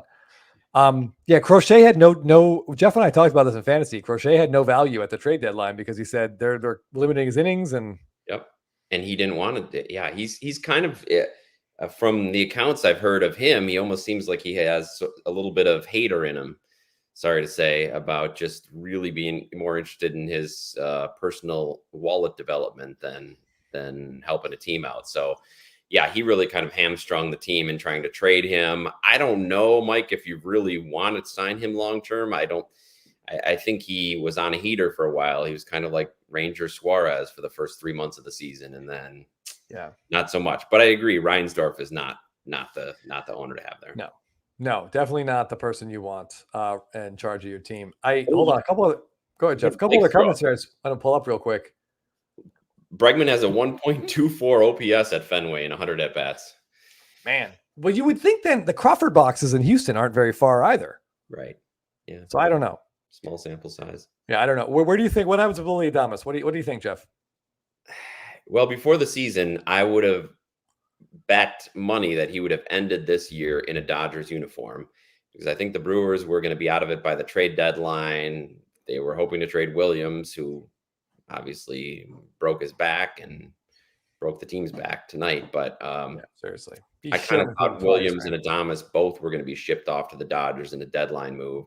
Adames, he's really a great clubhouse guy. I would love nothing more than to keep him, but I absolutely don't blame him for taking the biggest contract he can get. So he still might end up out in LA, but he's going to be a big name. He ended the season the last 2 months on an absolute offensive tear, and he's a great clubhouse guy. He's really good with the young guys.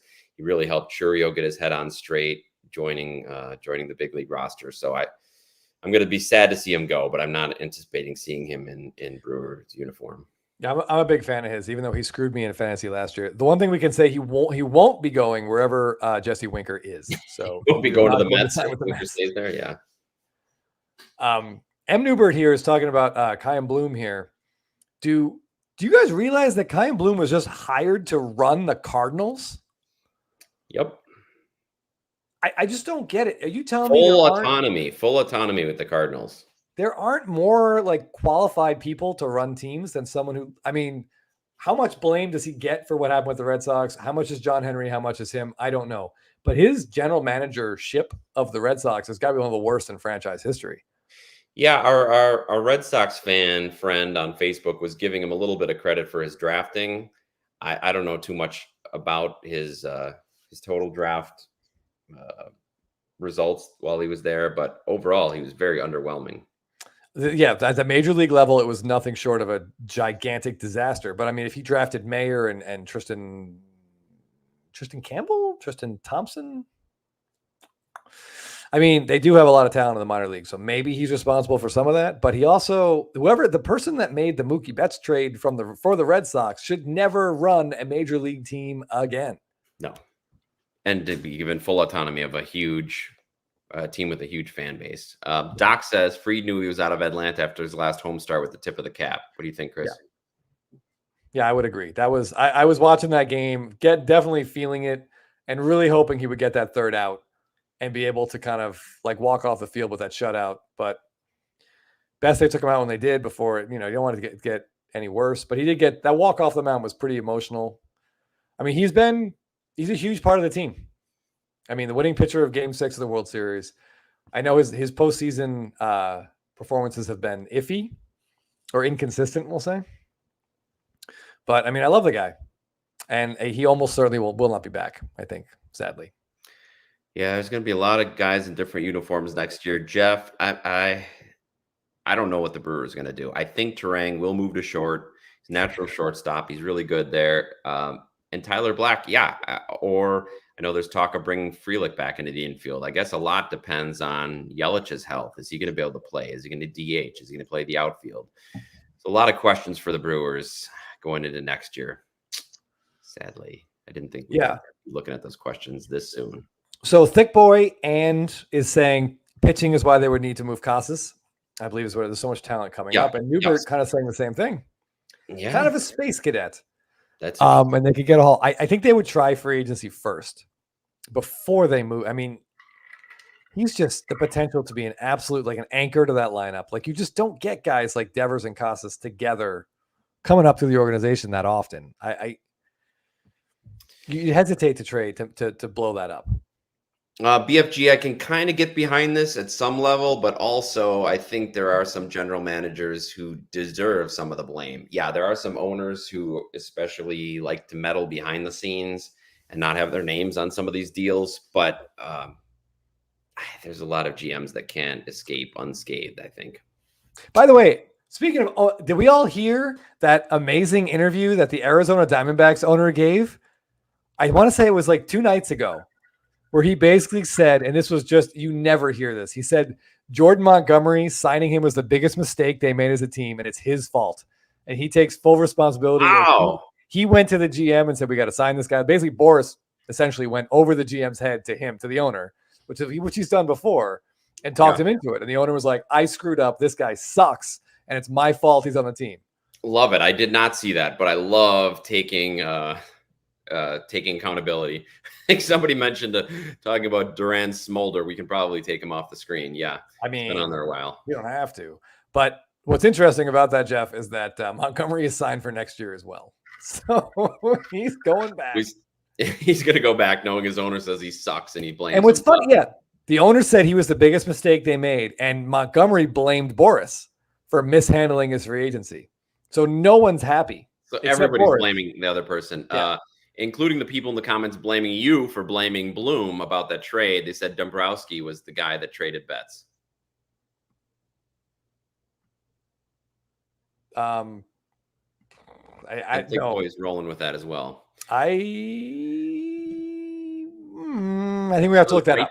Right before his tenure, right before Bloom took over. I don't think that's right. I believe Bloom was brought in and that was like his first job was to trade Betts, because the trade happened before 2020, right? It happened that offseason, not after they won. It happened between 2019 and 2020. I think Dombrowski was gone before the trade. So he played 2019 in Boston, correct? Yeah. Correct. Because 2020 is we get the Hollywood card. Yeah, that was his first year, and then they won the World Series. I am fairly confident I got that right. But all right, you guys are the Sox fans in the chat. So yeah, someone else Google it. Tell me if I'm wrong, but I'm 99% sure Chaim Bloom made that trade. Yeah, it was January 2020, and Dombrowski was gone. Yeah, I think Bloom was brought in to rebuild the team, and maybe it's going to work, but it's going to work after. It's going to take a little bit longer than anticipated. Who knows?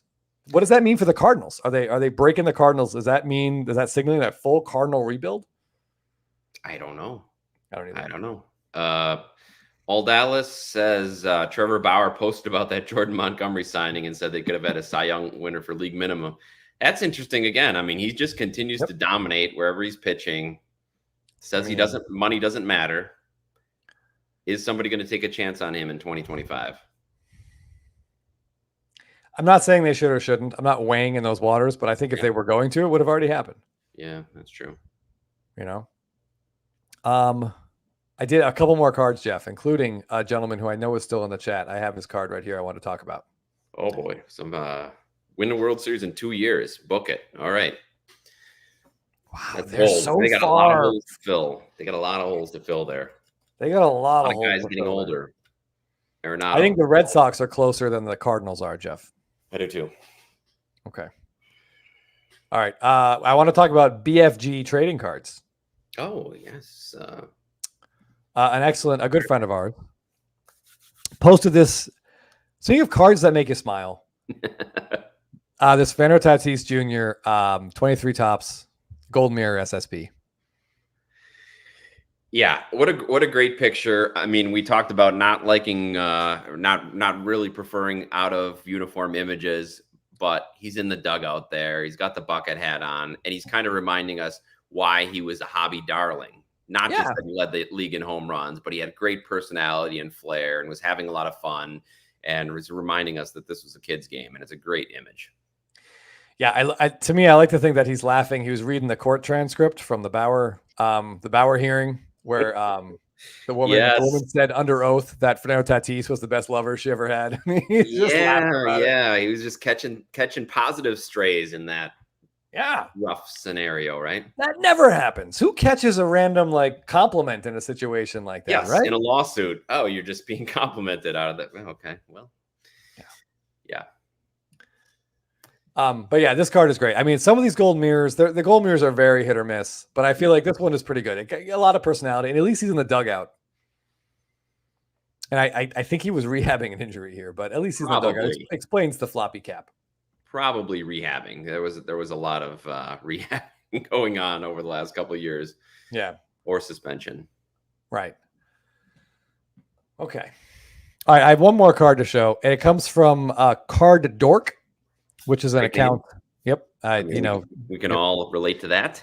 It's a little small. PC Card Connection. Thanks for the shout out. Yes, please hit that like button and please subscribe if you haven't yet. It really helps us. Yeah, appreciate that. I've said it before. I'll say it again, Jeff. I apologize that it's so small, but it is what it is. I can't make it bigger. So this is Shohei Ohtani's 2024 Topps Chrome SSP, and this is a PSA 10. The pop is super low now. It will theoretically increase as we go. But this is one of the best SSPs out of Topps Chrome. It's his opening day in Korea. He was just announced. There's sparklers around him. Cool horizontal card. It's timely. It proved that they could get a card out within a couple months after a player's first appearance.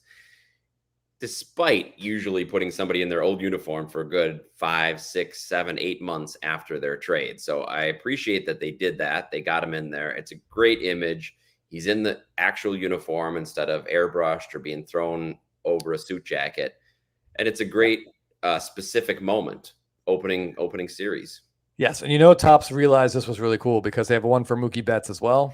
Yep. He has the same image, but it's an SP. So that one has parallels. This one doesn't. I think that this one, if Ohtani has the career where I think we're all envisioning, I feel like this card could end up being extremely popular down the road. His first game as a Dodger, the first time they announced the lineup and he's in it, and there's a card of that exact moment.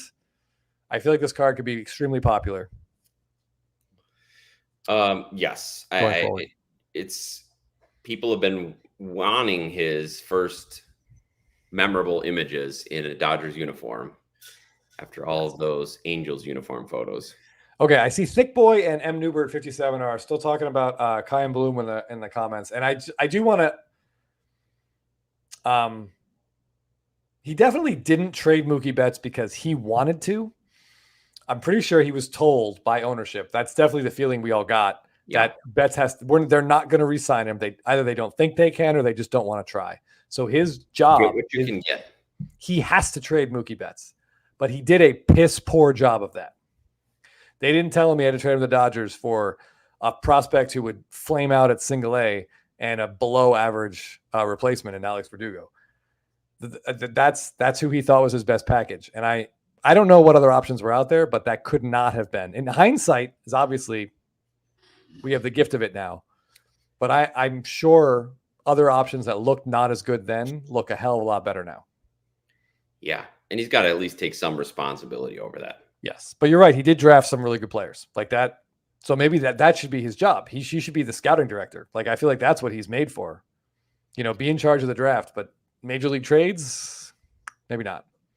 BFG, to be fair, we gave a lot of time to the upper deck home run against the Braves and him pimping it out. So we're just calling him out for the suspension. We did give a fair shake to Tatis looking enormous like he always does in the postseason. Oh yeah. No, I mean he's one of the 5 guys to hit a ball fully out of Dodger Stadium. And he's at least 30 pounds lighter than the next lightest person. It's like Stargell, Piazza, McGuire. I can't think of the other one, but it's another just giant human being. And then Tatis. And I think he did it against Bauer, since we were talking about Bauer before. And I don't even think it was a fastball. But anyway. A couple SSP questions, Chris. Abel, thanks for joining us after your haircut. Haircut Thursday. Congratulations. Is there a website that solely focuses on SSPs? Besides Chris's Instagram, perhaps. Yeah, you're on it, buddy. Yeah. There is not. But again, if you're interested, you have to go set by set and just kind of Google like 2017 Topps variations and Beckett and Cardboard Connection. Usually those two. I like the Beckett one for whatever reason. That site sort of agrees with me. They do a really good job with they have image galleries and they give you the pack odds and all the information is there. But it's tiresome. You have to go through. Like set by set, year by year, it takes time. And I believe that Cardboard Connection is no longer updating, so it might be a little tough going forward there. You might have to use the Beckett site. But again, Instagram is a huge resource. If you just open a card account on there, so you can look at some cards, or if you have a card account, if you track SSP, especially SSP Thursday, you can find a lot of accounts that collect SSPs, and you get a lot more information about that. Yeah, and feel free to message Jeff and I with questions you have. I mean, we will always respond. It may take a little while, but if you send us a question, we will get back to you. Show the turtle, thank you. The 5th one, Mike's Giancarlo Stanton out of Dodger Stadium, and Tatis doesn't look like those guys. It's just natural. I don't know, hand quickness. Yeah, he's really impressive. This is a broad question from Mike. If I earmarked $1,000 to spend on SSPs, where should I start? I mean, pick a player, I guess, is the best place to start. Like what, who do you collect now? Who do you want to collect? I mean, I think that's probably the best way to go about it, is to choose a player and then go look for an image you really like. That's kind of what Jeff and I did. I went back to Freddie Freeman's. Jeff is waiting for update to see what Churio's Golden Mirror SSP is going to look like. And I'm excited for it too. I'm not going to lie. We got Skeens. We got Churio, Merrill, Holiday. I think Jared Jones. A lot of, oh man, there are some really, really big rookies in update, and they're going to have Golden Mirrors, and I am excited to see what they look like. Yeah, SSPs, it's tough. You gotta find a player you like, but they also are really expensive. Like if you just say, well, I'm gonna like to buy an Ohtani SSP. Well, if you buy if you're wading into the rookie waters, you're gonna spend a lot of money. So maybe you don't want to start there. Jeff, we don't have graphics, but maybe we need graphics. We need like a siren right now. Okay. For some breaking news, Adaldis dropping this one on us. The checklist for 2024 Stadium Club drop today. What? So, buddy, I didn't see this anywhere, and I feel like I have a Google alert for this. Well, that makes me at least 5% less likely to jump out the window tonight after the Brewers lost. That's great news. Thank you. Okay. I mean, and 5%, guys, that's a big deal. Again, Jeff is very artsy, so he is very emotional. Does a great job of hiding it, but talented, creative people, they take things very hard. Well, all this talk about SSPs though is really therapeutic, I have to say.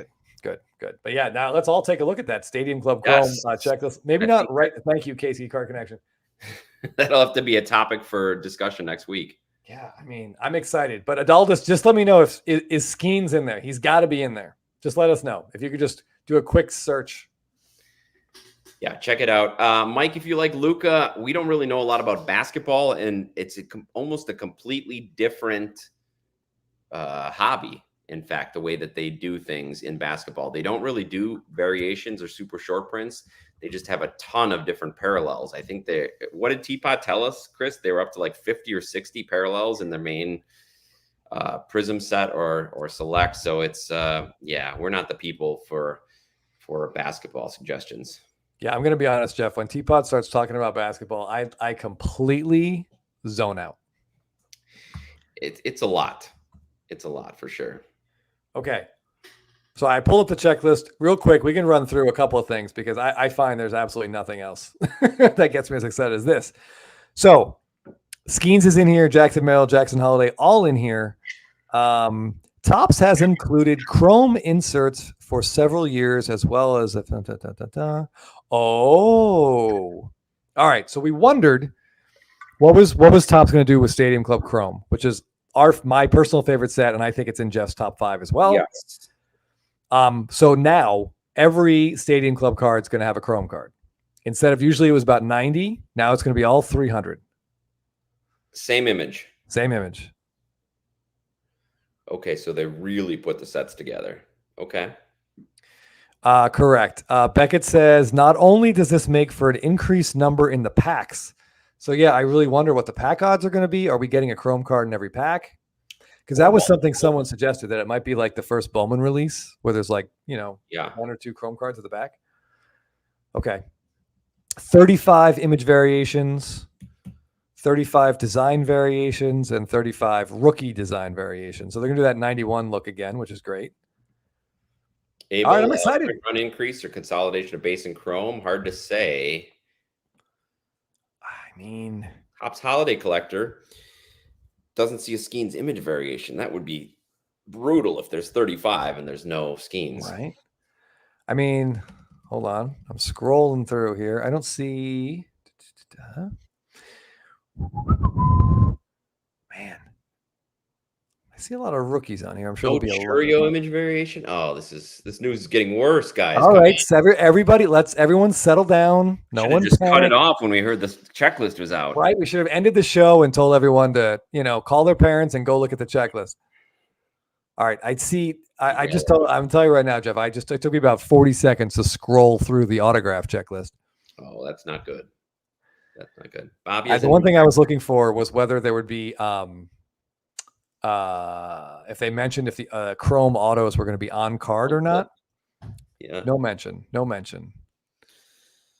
Okay, I see Jackson Churio's on the design variation autograph checklist. So that Does makes it me mean think like of a 91 Stadium Club? that's what I'm thinking. And those were, as you know from last year, some of my absolute favorite cards. Acuna is also on there. And God help us, Jeff, if he's not holding up second base. I'm going into Topps. Your last best chance. That somebody asked earlier, I think maybe it was Mike, if anybody knows anybody behind the scenes at Topps. No, but we've been talking about that for the last several months, that if they need help picking out photo variations, Chris is willing to do it, minimum wage or below. Oh yeah, I mean seriously, just pay me in chicken chunks. Henry Davis has a variation. Skeens has a chrome auto and a design variation auto. So they'll probably be the same image, just on the 91 Stadium Club design. All right, yeah, good Lord. All right, I finally found it. All right. Yeah, so I can see Matt Olson gets an image variation. Good for him. Great. Colton Cowser, Acuna has one. So Acuna will have at least 2 images in the set, Jeff. I mean, I don't even know. 2 Stadium Club images. Okay, it's interesting. Yeah, you're right. So the image variations.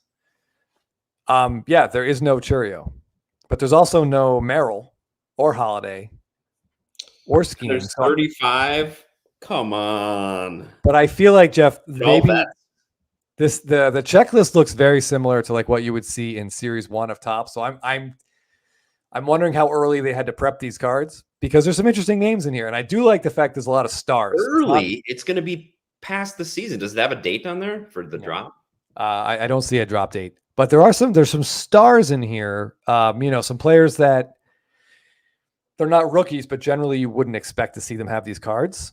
So that I like that, and I wish I liked it in Sapphire that Tatis had one, because he hasn't had one in a while. So a couple of names here. I mentioned Matt Olson. Adley Rutschman has one, and he just finished 3 months of some of the worst offensive performance we're ever going to see from a guy that made an all-star team. Corbin Carroll, Acuna has one. Rizzo has one. Yelich, Mickey Mantle, Clayton Kershaw, Pete Alonso. Sorry, Jeff. Mookie Betts, Bobby Witt, Shohei Ohtani. I mean, with the Dodgers. God damn it! If he's at a press conference, Jeff, a lot of my sanity really does rest on this set. Shelly the Turtle says, "Who's ready for Acuna to be smiling twice and not holding up second?" I tell you, if I had a second story on my house, I would just climb right up and throw myself out. Evan Carter has one. I mean, that just didn't work out. That shows you how early they planned this. Well, they planned it from last year, but then why is the release date so late? Excellent question. They released it before all this other crap. Thanks, Jay Marble. I really appreciate it. I know it's just a game. I'll wake up tomorrow feeling better, but it's just a heartbreaking way to end. It sucks. Season. Maybe Jeff, it's something like they have to set the here. I'm going to be a Topps apologist for a minute and literally look at the most positive possible answer to this question. Okay. Maybe they take so much time to choose the best images that they have to set the checklist really far in advance. All right. Likely, no, but outside chance. Tatis has a variation. Julio, Jason Dominguez, Kyle Harrison. Bit of a fantasy deep dive there. Koufax, Corey Seager. Maybe we're going to get that World Series home run bat throw. Chris, we're looking at the checklist. Jorge's wondering. Yep. Did you find it on Beckett? Beckett. Yep. Okay. Unfortunately, no Machado variation, which is too bad, because he was. I feel like he ended the season on a pretty good. No, he had that injury. The thing, the elbow. Oh, Aaron Boone. Yeah, I remember watching that as a nonpartisan spectator. But yeah, that could have been tough if you were a fan. Yeah. Oh, the Red Sox? Yeah, SFO Sox fan. Jeff looks like me after Aaron Boone. 2003 here, is hoping there's 2004 equivalent for the Brewers. Yeah, I have high hopes. They've got a good, fun, young team, but yeah. So when Aaron Boone hit that home run, I lived in New York City, and but my best friend from college, my college roommate, is a huge Red Sox fan and also lived in New York City, a few blocks away from us. And he was getting on a flight when I want to say like when the 10th inning started, or maybe the 9th inning started. So I had to be, this was 2003. I had to he called me as soon as he landed and was like, "What happened? Like, is the game still going?" That was like, it's still today one of the worst phone calls I've ever been a part of. It's like a death in the family phone call you had to That's take. really how it felt. So he was actually at our house though, or at our apartment when for the last 2 games of 04 of the comeback, and then there for the clinching game of the World Series. So I feel like all the wounds were washed away. Yep. Professor's Dugout raises a very important question here. Do you Okay. think Chromes will be sticker, or maybe they'll be on card since no standalone release? That's a great question. I don't. That's honestly. Thank you for asking. The first thing I looked at to see if there was any mention, and I don't see anything. But maybe let's again that think makes positive. you hope that maybe that helped with the giant lead time, or is helped by the giant lead time. Yes, I like to think that too. So yeah, it does say box is 150 plus with more Chrome. Is that going to be their excuse to bump up the price? Oh, yes, price boxes will be more expensive. Once Logo Fractor came out at 109, I mean, I felt like we're all just, we're all just over a barrel here, one way or the other. But yeah, there's no release date. The release date says TBA. Chris Gregory is a He-Man fan. Apparently, he noticed you've got maybe Fisto on your shelf behind you. I sure do. Love this guy. Yep. Yeah. I mean, you can't beat a good Fisto. It's good stuff. There you go. Oh boy. Everything will most likely be more expensive and sticker. Yeah, that's. I don't know. I don't know. God. I'm holding out hope. I'm just gonna. I need something to be positive about, so I'm gonna be positive that the Chrome autos are gonna be on the card. I'm gonna feel. I want to believe. You and Professor's ready to order a case. Chris, should we order a case if we find out they're on card? There we go. If they're on card, we'll definitely have a rip party like we did for Stadium Club Chrome 2 years ago now, right? We ripped everyone. We ripped a couple boxes. We told everyone to buy a box. We did it live, and we had people all try to buy a box, rip it at the same time, do it live. If you got a big hit, you call in. Yeah, and it was like, Jeff, I think we were 10 minutes in when someone pulled a redemption for a Ricky Henderson red refractor auto. Yes. We're like, this is going to be great for all of us. Which was much better than what we pulled. Yes, I think I don't even the rest of the night. Yeah, nobody we pulled is still in baseball. You can't beat a good Fisto, BFG says. On that note, your chicken chunks are probably calling. I have to go cry myself to sleep and then try to get my brave face on for my daughter's birthday tomorrow. Get me back into the swing of things. SFO Sox fan, it's fine. I assure you, whatever joke you're going to make, she's going to make one that's like far more offensive and emotionally upsetting. To put Chris in a good mood, imagine the only way we get Acuna holding second is a sticker auto. That might be it. I mean, sometimes you have to cry or have to laugh, or else you'll end up crying. I don't know. It's going to be in there. It's going to be in there. Oh, hey, Doug Campbell, thanks for joining the show. And it looks like something is another SSP might be heading Jeff's way. Yeah, Douglas. I'm sorry I didn't respond to you earlier. I did get that. It's currently going through the standards department to see if it's eligible to be put on the air. So we'll get back to you on that. But I appreciate the submission. Thank you. Now, the standards department is very lax. It's worth noting. Very lax. Mike randomly asked, is Ricky Henderson... Oh, wait, wrong thing. Is one of them. Fantastic card. Yeah. Great set. Great image. Wow, SFO Sox fan, I did miss this. When I'm showing cards, I tend to miss a lot of the comments. Thankfully, Jeff is on top of these things when he's not emotionally devastated. Yeah, I believe that it's in contention for comment of the week from M. Parsons. The question was about putting a cone around Chris, and M. Parsons responded only when he won't stop licking himself. Right. Yeah, I mean, I was gonna say, do they make wrist cones, Jeff? Because that would be the real issue. I mean, more than anything else. Oh, now we're getting out of hand. I have pictures of Chris that you would not believe. Well, I would believe a lot. Funny story. Jeff once broke up a fight between me and an inanimate object. That's true. That's true. I wish I had a picture of that for an SSP. Thankfully, dual image. The dual image SSP. For sure. Yeah, Mike. Exactly. That's what would be. Double wrist cones. Double wrist cones. Doug, I wasn't when I was. It was heated between me and I was one of those water like a one of those water dispensers, right? Like a big water jug thing. I can't, we're late in the stream. My vocabulary is gone. I mean, we almost lost Chris to the abyss of Koreatown on that evening. Yeah. Needless to say, I was almost tethered to Jeff, like one of those little leashes you see kids have at Disney World. Like it got to that point. Yeah. Good times. Yep. Good times. All right, Jay Marble, thanks for bringing us back to baseball. I might be looking at some Michael Harris this offseason too. Yeah. I like him as a good target. Might try to trade Jeff for him in fantasy. We'll see. But yes, right now it's time for chicken chunks. Yep.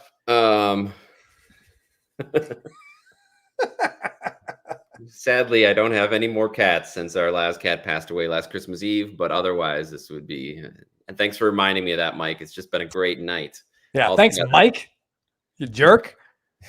That's all right. I think the I don't know, the lack of cats is temporary. I feel like soon Jeff's house will be full of kittens. No doubt. Yes. If the kids have their way, which usually they do.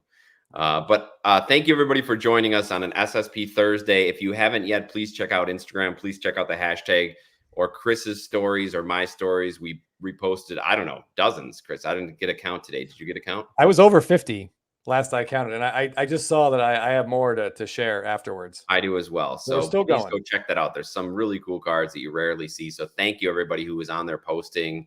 It makes it a lot of fun for Chris and I to go through again every month and see new pictures, new cards we haven't seen, some we've never seen in the wild. So that's really cool. So we appreciate that.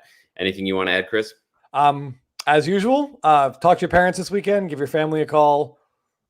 Think about your Halloween costumes, because this is the kind of thing as an adult, it's either has to be really good or you don't bother doing it. And if you wait till the last minute, you don't want to be one of those idiots at Spirit Halloween on like October 28th. Yeah, looking for that. Yeah. Thank you, Douglas. 2,600 subs. Yes, if you haven't subbed yet, please do so. It's great. It's always fun to see when we add a sub or two overnight, Chris, that people are enjoying us talking about cards. So we don't just have to talk about it amongst ourselves and our wives. And I think our wives would appreciate if you subscribe, so we talk more about it here. Thank you, everybody. Sorry to end the season for Chris's team and my team. Now we're free to cheer for whoever we want and some players. It'll be fun to watch some players. After tomorrow, it'll be good to release that and just watch some baseball. So thanks, everybody, for tuning in, and we will see you next week.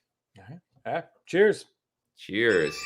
Let's see if I can get our theme song to play. Oh, yeah. By the way, the series I'm most excited for is Dodgers Padres. Yeah. A lot.